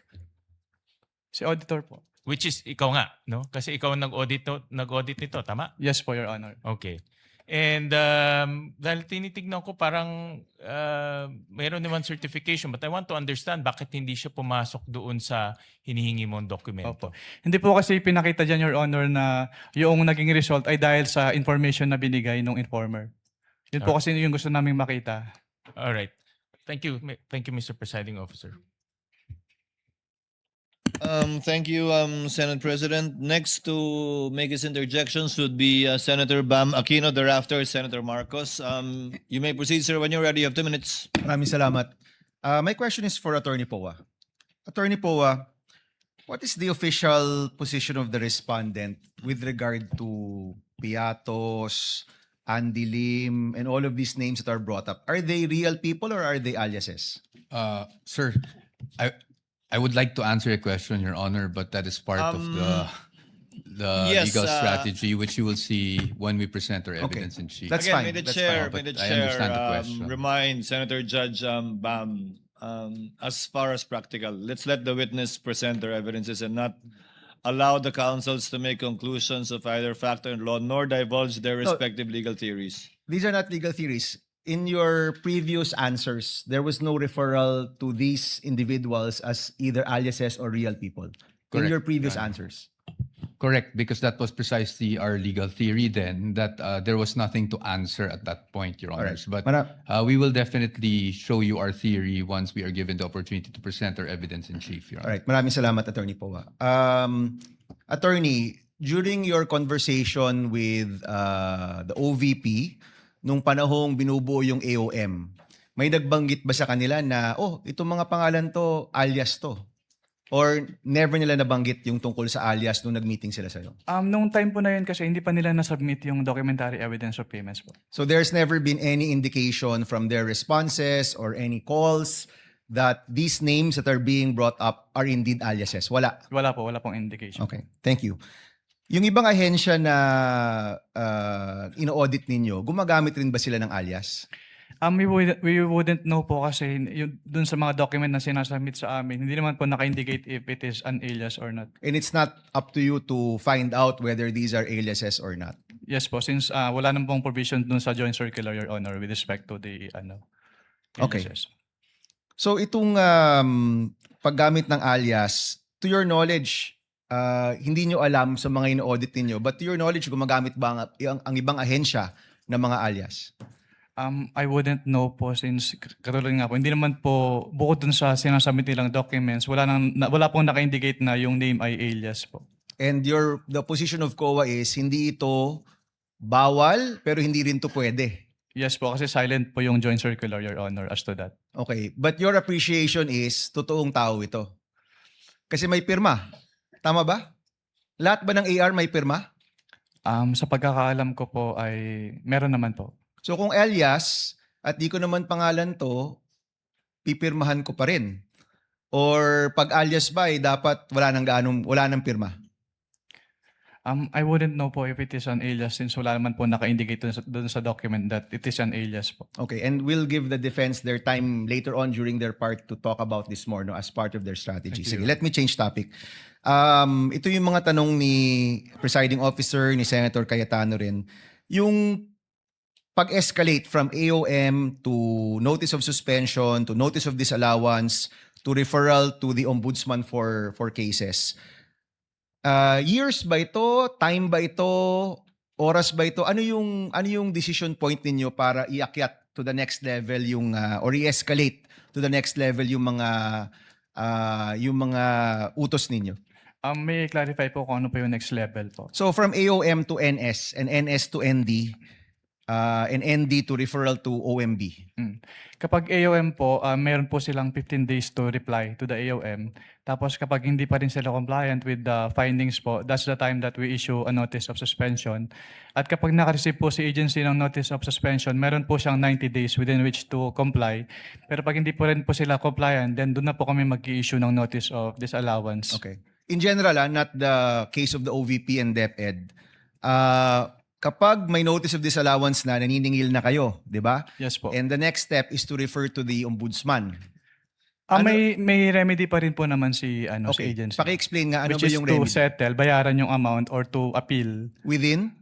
within 180 days po from the date of receipt po ng disallowance. Okay. So we will find out with the next witness when that notice of disallowance was at kung pasok pa rin sa 180 days. Kung wala pa rin sa 180 days, then you refer to the Ombudsman? Yes po, kasi pag hindi po sila nag-appeal at hindi rin po sila nagbayad, nagiging final po yung decision and that's the time na we refer na po to the Office of the Ombudsman kapag hindi po sila nag-comply. At meron ka bang knowledge about the status of these disallowances right now?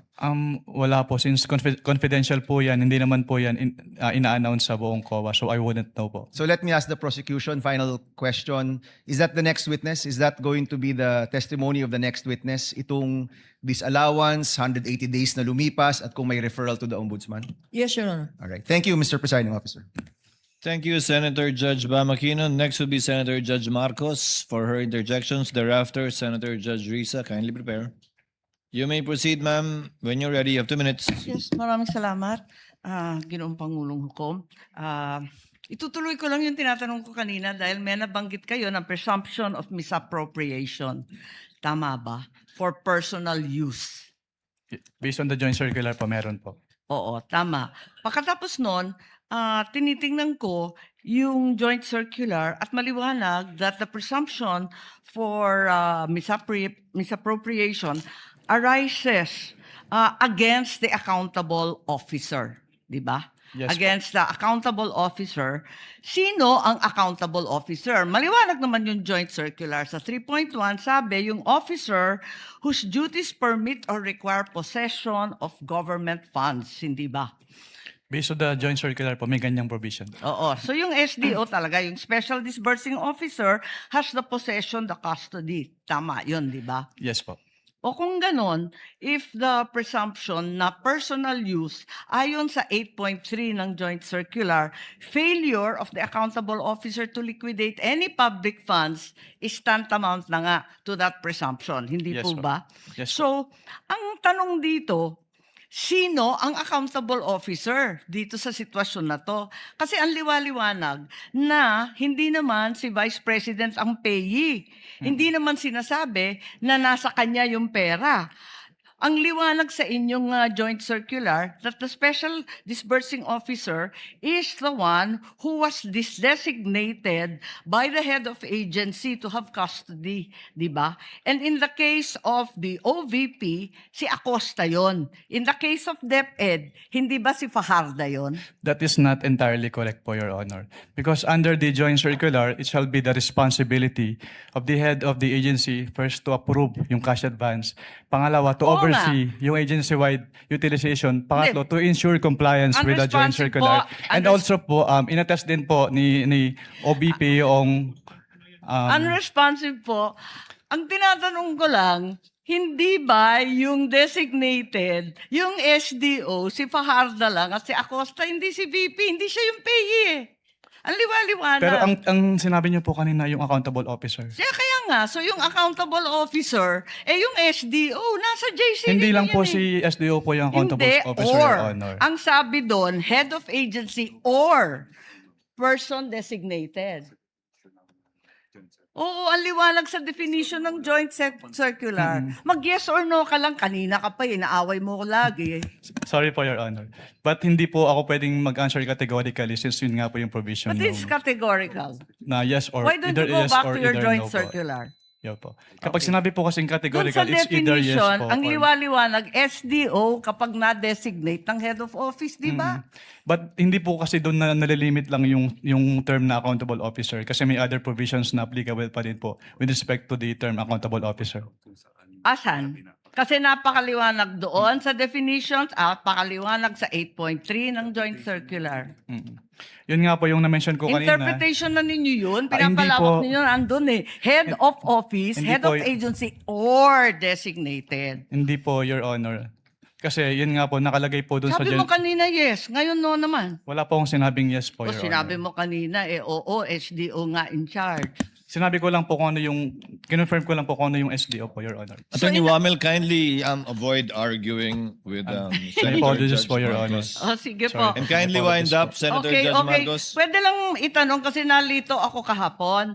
Kahapon sinabi mo na si VP Sara lang ang first and only Vice President that you audited na may confidential funds. Hindi ba? Sinabi mo yun, di ba? Yes po, Your Honor. Tapos, kahapon, nung pinakita ng depensa, yung SARO na si VP Binay, noong 22 December 2014, may binigay na 6 million kay VP Binay ang DBM. Alin ba ang totoo sa dalawang sinabi mo magkatunggali?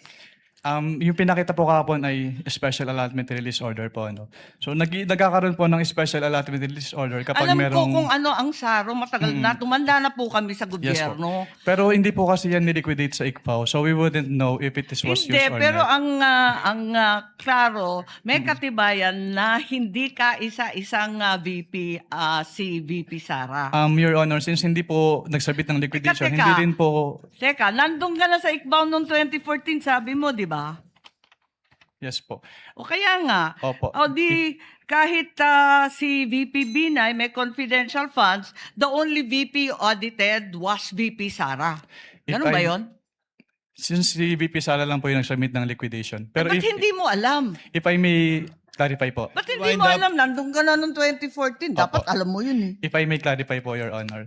Since wala pong budget dun sa GAA as to confidential fund at hindi naman po nag-liquidate si BP9 nung kanilang confidential fund. So hindi pa namin alam kung ginamit at hindi na po nakarating sa Hindi, COA ang tanong, yung SARO po. nabigyan ng confidential funds, humingi at nabigyan. May SARO eh. We wouldn't know Yun if lang it is naman ang used po. tanong eh. Of course, you know, may SARO. Sinabi mo nga, totoo yung sarong yun. Anyway, alin ang totoo? Si VP Binay o si VP Sara? Talaga bang totoo yung dalawa o iisa lang? We don't know. Based on our records po, si VP Sara lang po yung may liquidation. So maraming we don't know ang COA? Ganun ba yun? Based on our records po, si VP Sara lang po yung nag-liquidate nung confidential fund. Eh may record nga ng SARO. Maraming salamat. Kindly wind up. Presiding Judge. Thank you, Senator Judge Marcos.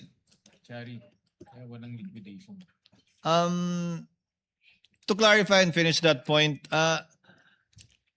if there was no liquidation, there's nothing for COA to look at. But it's possible that indeed confidential funds were given to the former Vice President Binay. Yes po, Your Honor.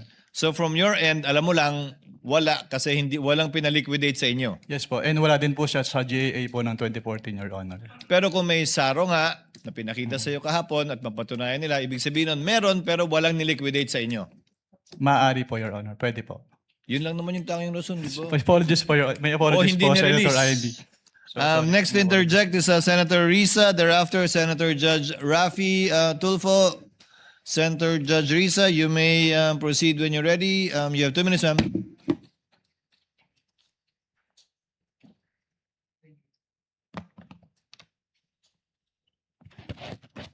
Salamat po, Mr. Presiding Officer. So Thank you, Mr. Presiding Officer. Mr. Witness, sa panahon na kung saan nakabilang ka ng ICFAO at ikaw ay mga nag-audit ng mga ahensya ng gobyerno, meron ka na bang, bukod sa OBP at saka sa DepEd under VP Sara, meron ka na bang ibang agency ng government na na-issue niyo ng disallowance? Sa pagkakalam ko, meron na po. Ano itong mga agency na ito? Hindi ko po pwedeng i-disclose, Your Okay. Honor. At bakit? Bakit sila na-issue ng disallowance? Dahil yun nga po, since ang basis lang po namin ay yung joint circular, hindi po compliant dun sa provisions ng joint circular. Hindi compliant. Okay, so nung na-issue ng disallowance yung office ni VP Sara, ano yung naging tugon nila? Wala na po akong personal knowledge, Your Honor, kasi wala na po ako sa ICFAO. Okay. Nabanggit mo rin na ikaw nga'y pinuntahan sa tanggapan mo sa COA para magkaroon ng tinatawag na audit query. Yan bang kauna-unang pagkakataon lamang na meron government agency na pumunta sa opisina mo para makipag-usap sa'yo? May mga agency po na nagtatanong, nagsisik po ng clarification with respect to the provisions of the joint circular. Pero yung OBP po yung first time na nag-ask po ng audit query. OBP? Yes po. Okay. Noong mga panahon na pumunta sila sa inyong tanggapan, pinanganak na ba doon si Mary Grace Piatos? Hindi pa. Meron na bang Grace Piatos noon? Hindi, wala po doon sa submissions nila po, Your Honor. Wala pa. Okay.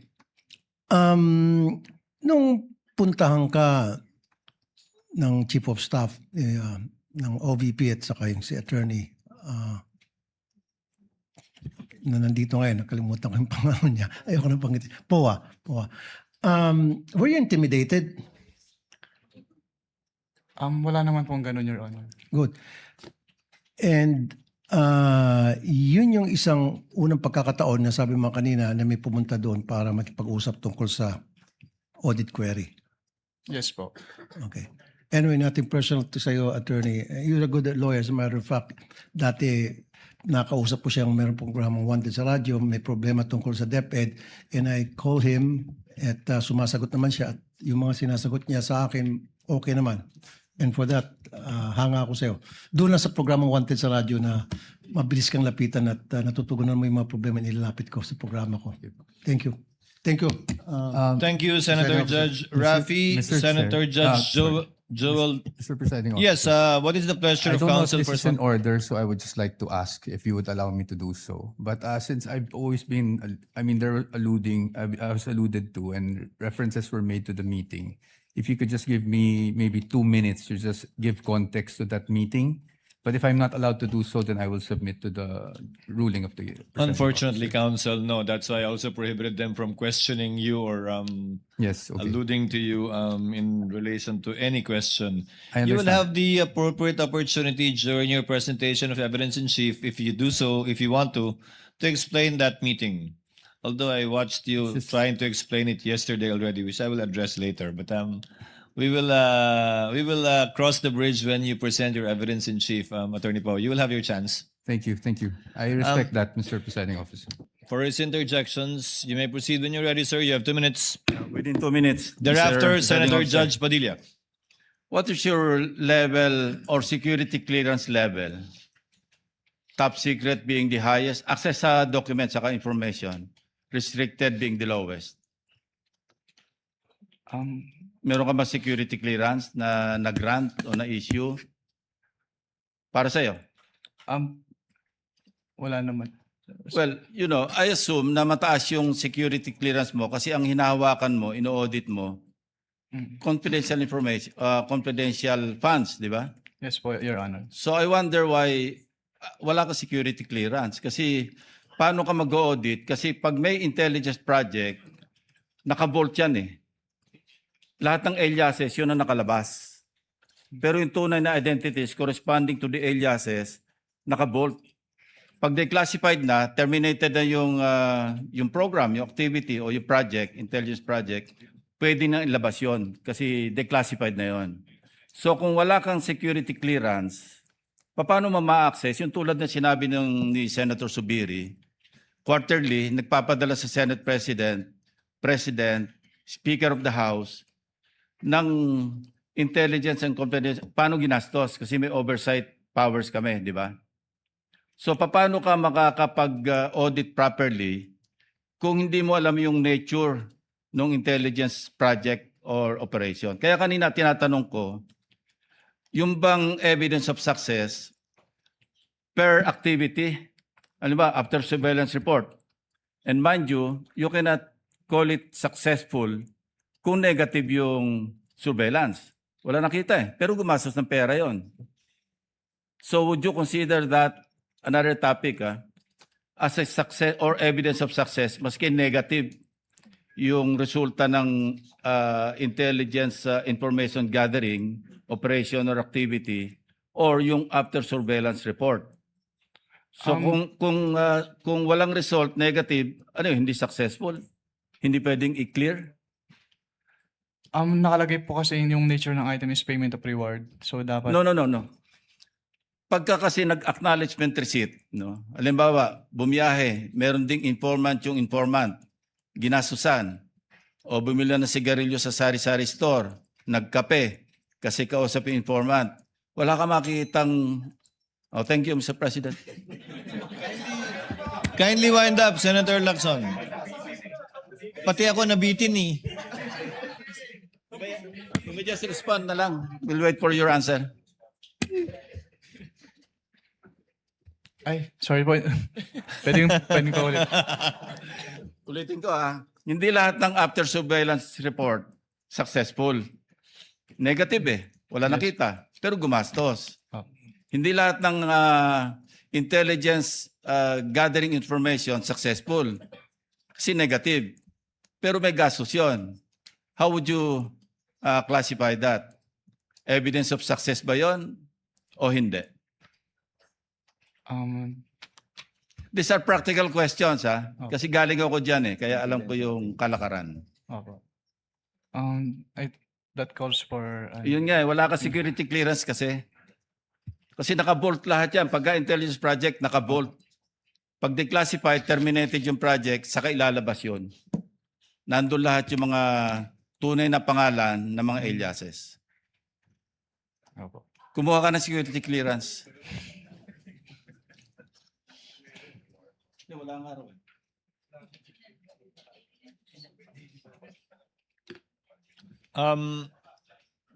Next to interject would be Senator Judge Padilla. You may proceed when you're ready, sir. You have 2 minutes. Maraming salamat po, Ginoong tagapamahal ng hukom.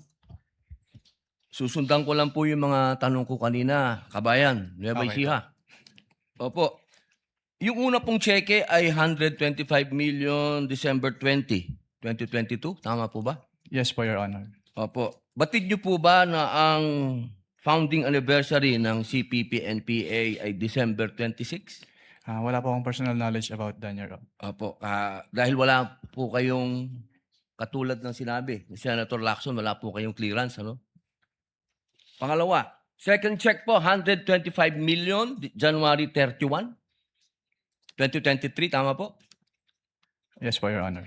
Opo. Ang NPA founding anniversary po ay March 29. Batid niyo po ba yun? Wala po akong personal knowledge about that, Okay. Your Honor. Third check, 125 million, April 18, 2023. Tama po ba? Hindi ko po matandaan yung date po ng check eh. May I refer po to the check po? Stopwatch, please.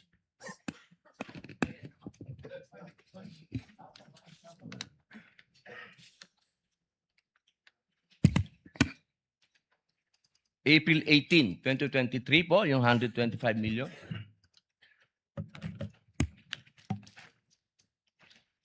Yes po, Your Honor. Opo.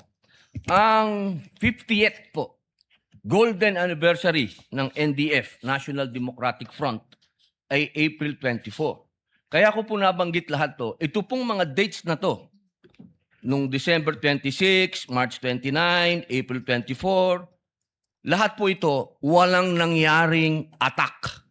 Lahat po foiled. Wala po. For the first time, wala pong nangyaring attack. Kasi tuwing founding anniversary, may attack. Ang tanong ko po, Ginoong Kabayan, naniniwala po ba kayo na malaki ang papel ng confidential fund at confidential agent?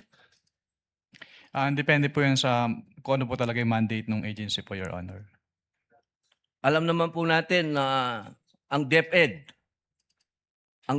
diyan po nanggagaling ang tinatawag naming sa Communist Party po, ano? Meron po kasing pangkat gerilya, ang pangkat politikal. Yung pangkat politikal, yan po yung mga estudyante na nanggagaling sa universidad. Sang-ayon po ba kayo doon? I cannot answer that po, Your Honor. Okay, dahil wala nga po pala kayong clearance. Maraming salamat po. Thank you, Senator Judge Padilla. Before I let you go, Attorney Wamil, just to continue on the points I raised earlier, and to clarify it for the Senator Judges, under 8.3, dapat may failure to liquidate at demand bago maging prima facie. Tama po ba? Yes po, based on the provision po. But the provision simply cites what?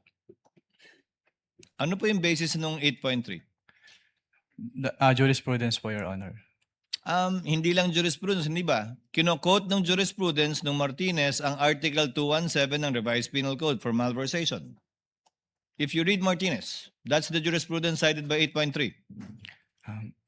Hindi ko na po maalala yung Martinez case po. Yun po yung nakalagay na kaso sa ilalim ng 8.3 na sinasite nyo po mula nung simula pa kayo magtestigo. Nakasad po yun doon. Gusto nyo tingnan. May I Kindly refer po give him the joint memorandum circular which he has been quoting from since the beginning.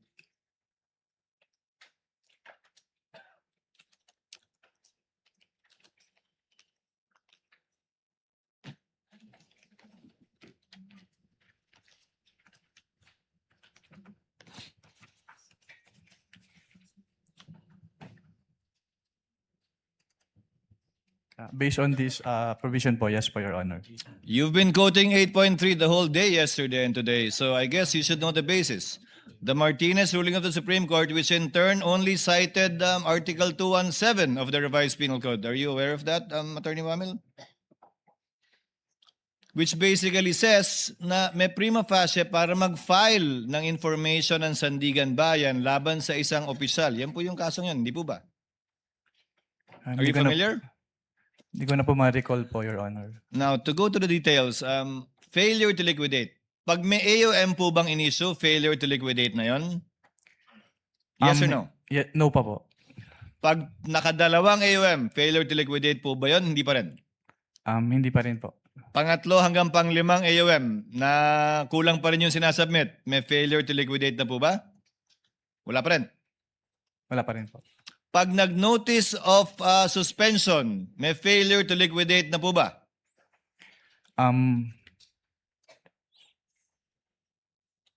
May failure to liquidate na po ba sa inyong interpretasyon? Dahil auditor naman kayo, kapag ka nag-issue na ng notice of suspension. Based on the definition po kasi ng notice of suspension, nakalagay po doon na it appears that the disbursement is illegal, irregular, or improper. So It appears, but is it within the purview and definition of failure to liquidate according to your interpretation? Failure to liquidate na po ba yun? Hindi pa. yes po, Your Honor, failure to liquidate. Sa pananaw nyo, pag may notice of suspension, failure to liquidate na. Notice of disallowance, failure to liquidate? Yes po, Your Honor. Ngayon, failure to liquidate pa lang po tayo. Kailan nagiging final yung mga yan? Failure to liquidate. Yung finding na failure to liquidate. Kapag nag-appeal po and then nagkaroon po ng resolution si Commission Proper at nagkaroon po ng final decision. Final and executory na po siya immediately or after X days? Pag nag-final decision na po, yes po, final and executory na po siya kaagad. Immediately? Yes po, pag naglabas po ng decision si Commission Proper, yes po. Paano po pag inapila sa Korte Suprema? Ang basis naman po ang ground naman po nung petition for certiorari is a grave abuse of discretion. So? Pero ang nakalagay po sa aming rules po kasi, from the moment na magkaroon ng final decision, pwede na po siyang i-refer to the Office of the Ombudsman for the filing of the criminal Hindi ko charge. sinasabing pwede nang i-refer o hindi. Hindi ko rin sinasabing bawal maging subject matter ng impeachment. Ang tinatanong ko lang po, final na po ba yon?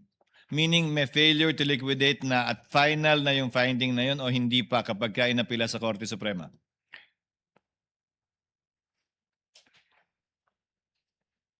As a lawyer, Attorney Wamil, come on. Kasi based on my understanding po, since yung final, kapag nag-issue po ng final order si Commission Proper ng COA, since yun na po yung time na pwede mag-file ng charges, na criminal charge, mag-endorse po for the filing of criminal Hindi charges. po sa filing Ombudsman. ang tinatanong ko. Ang tinatanong ko kung final na po o hindi sa pananaw ninyo. Ang usapan natin kanina, nung tinanong ko kayo, di ba? Yes po. Executory siya, maliban na lang kung may TRO, pero hindi Yes, pa final yung decision. Yes po, Your Honor. Pero tama ka, pwede mag-file dahil ang requirement lamang naman para mag-file ay prima facie. Yes Diba? po, Your Honor. Yun nga yung sinasite yung kaso sa Martinez. Yes po. At kaugnay naman po ng demand, ang AUM ba may demand? Yes po, since ni-require po yung agency to comply, to submit. Yung po ba yung sinasabing demand sa 8.3? Mag-comply o magbayad? Hindi po ba ang requirement ng 8.3 ay mag-restitute na, hindi mag-comply? Ang nakalagay po kasi dito, liquidate po. So yung submission po ng liquidation requirements. Nakalagay po ay failure to liquidate is prima facie. Failure to liquidate and upon due demand is prima facie. Di ba? Yes po, Your Honor. May demand ka ba sa AUM mo? Yes po. Saan nakalagay dun? Saan po nakalagay sa AUM yung demand? Doon sa last paragraph po na hinihingi yung comments and to submit po the supporting documents. So hindi restitution yung pinag-uusapan natin nito. Demand to submit documents. Yes po. Yung restitution po, Your Honor, kapag may ND po, may notice of disallowance na na-issue. So basta may demand, so sa AUM mo may demand na pero wala pang failure to liquidate. At ang definition mo ng demand is demand to mag-liquidate, To hindi po submit the mag-restitute. documents po. Yes po, Your Honor. Tama po? Yes po, Your Honor. So sa puntong ito, sabi mo may alam kang notice of disallowance na kung walang appeal ito, final na yon pag hindi pumasok sa period of appeal. Yes po, naging final na executory po siya, Your Honor. Finally, as a lawyer, if it is appealed to the Supreme Court under whatever relevant rule, 45 or 65, as a lawyer, does that make the decision of the COA final, or does that mean it's not yet final until and unless ruled upon by the court with finality? Yung decision po kasi ng COA ay may different aspects. Meron po yung i-restitute, kung i-endorse po dun sa Ombudsman for filing of criminal charges and admin. Yung obligation to restitute po kasi kapag naging final na po, on the level pa lang po ng COA, ay dapat na po siyang bayaran. Even if there is a pending petition with the Supreme Court, hindi po siya may stay unless may TRO po. Unless nga may TRO. Yes po, Your Honor. Thank you, Attorney Wamil. Thank you, Mr. Witness. You don't want to have lunch yet, Senator Judge Risa? Yes, Senator Judge Risa, before we break for lunch.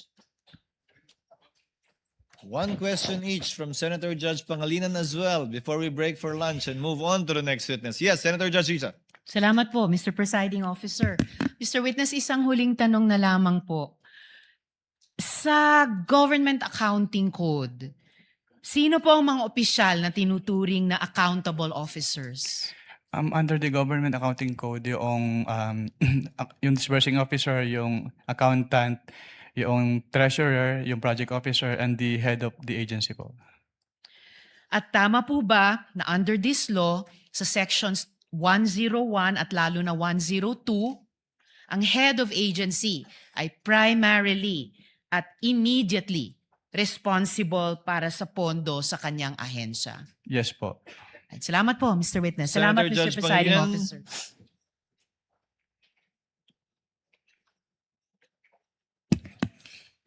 Yes, one or two questions, Mr. Presiding Officer. Dun sa 10 taon mong karanasan bilang auditor ng mga confidential funds, lahat ba ng 30 ahensya ng pamahalaan inuubos yung naka-allocate sa kanilang pondo?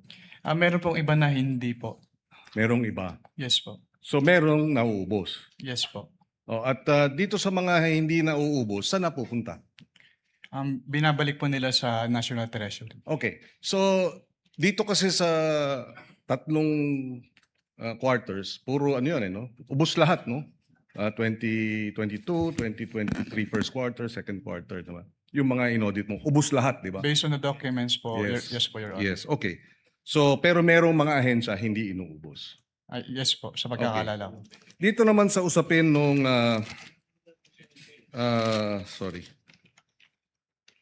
itong usapin ng finality, so, nabanggit ni Presiding Officer. So, pagka nasa pending sa Supreme Court, hindi pa final, no?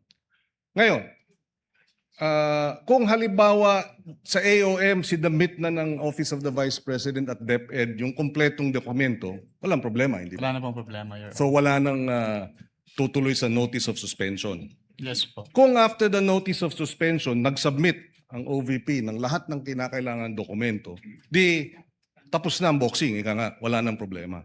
Yes Tama? po, Your Honor. And the same, from notice of disallowance, pwede pa bang isubmit, mag-reconsider, tapos isasubmit lahat ng dokumento na nararapat? Pag notice of disallowance po is mag-a-appeal na lang po or to settle yung remedies po. Yes. Hindi na po yung submission lang po ng documents. Appeal sa NBank. Sa higher authority which is the commission proper po. Yes. And then, doon, pwede rin isubmit lahat ng dokumento. Maari, hypothetical, di ba? Kapag inalaw po sila, Your Yes, at upon with the leave of the commission, di ba? At pag nasabit lahat ng mga pertinent documents, wala nang problema, no? Yes po, Your Honor. So in other words, ang usapin lang talaga rito isabit yung mga tamang dokumento. Tama?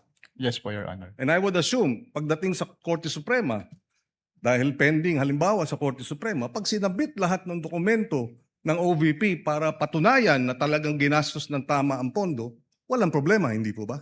Yes po, Your Honor. So dokumento, ebidensya ng dokumento ng gastos ang usapin dito para mawalang sala o hindi matuloy itong mga disallowances ng COA Yes po, Your Honor. na nagkakahalagang Hindi magkano? ko- disallowance po. Hindi po ako Sorry, alam pero po ang yung personal knowledge dun sa yes, about 300 I forget no, pero 3 quarter 'yun ano, 375 million. No, for the OVP, Senator Judge Pangilinan, I think the notice of disallowance only pertains to about 73 For the OVP. million. Only for the last quarter. Yes, for the Wala last pa namang quarter. ND lahat nung quarters eh. Sa No, pagkakaalam ko, no hindi pa disallowance pinapresenta. pero may mga suspension. Yes. But we're Hindi pa talking of pinapresenta. about several hundred millions na kung masamite lang yung tamang dokumento, wala tayong issue. Yes po, Your Honor. Thank you. Thank you, Senator Judge Pangilinan. Attorney Wamil, salamat po sa inyong oras at panahon at kooperasyon at pagsagot sa aming mga katanungan na may buong pasensya at katapatan sa abot na inyong nalalaman. You are excused, sir, and thank you very much. Thank you. We shall pause for lunch and shall resume at 1 p.m. where we expect the counsel for the panel of prosecutors or the panel of prosecutors to present their next witness in the person of Miss Eileen May L. Del Ocampo. We are on recess and shall resume at 1 o'clock.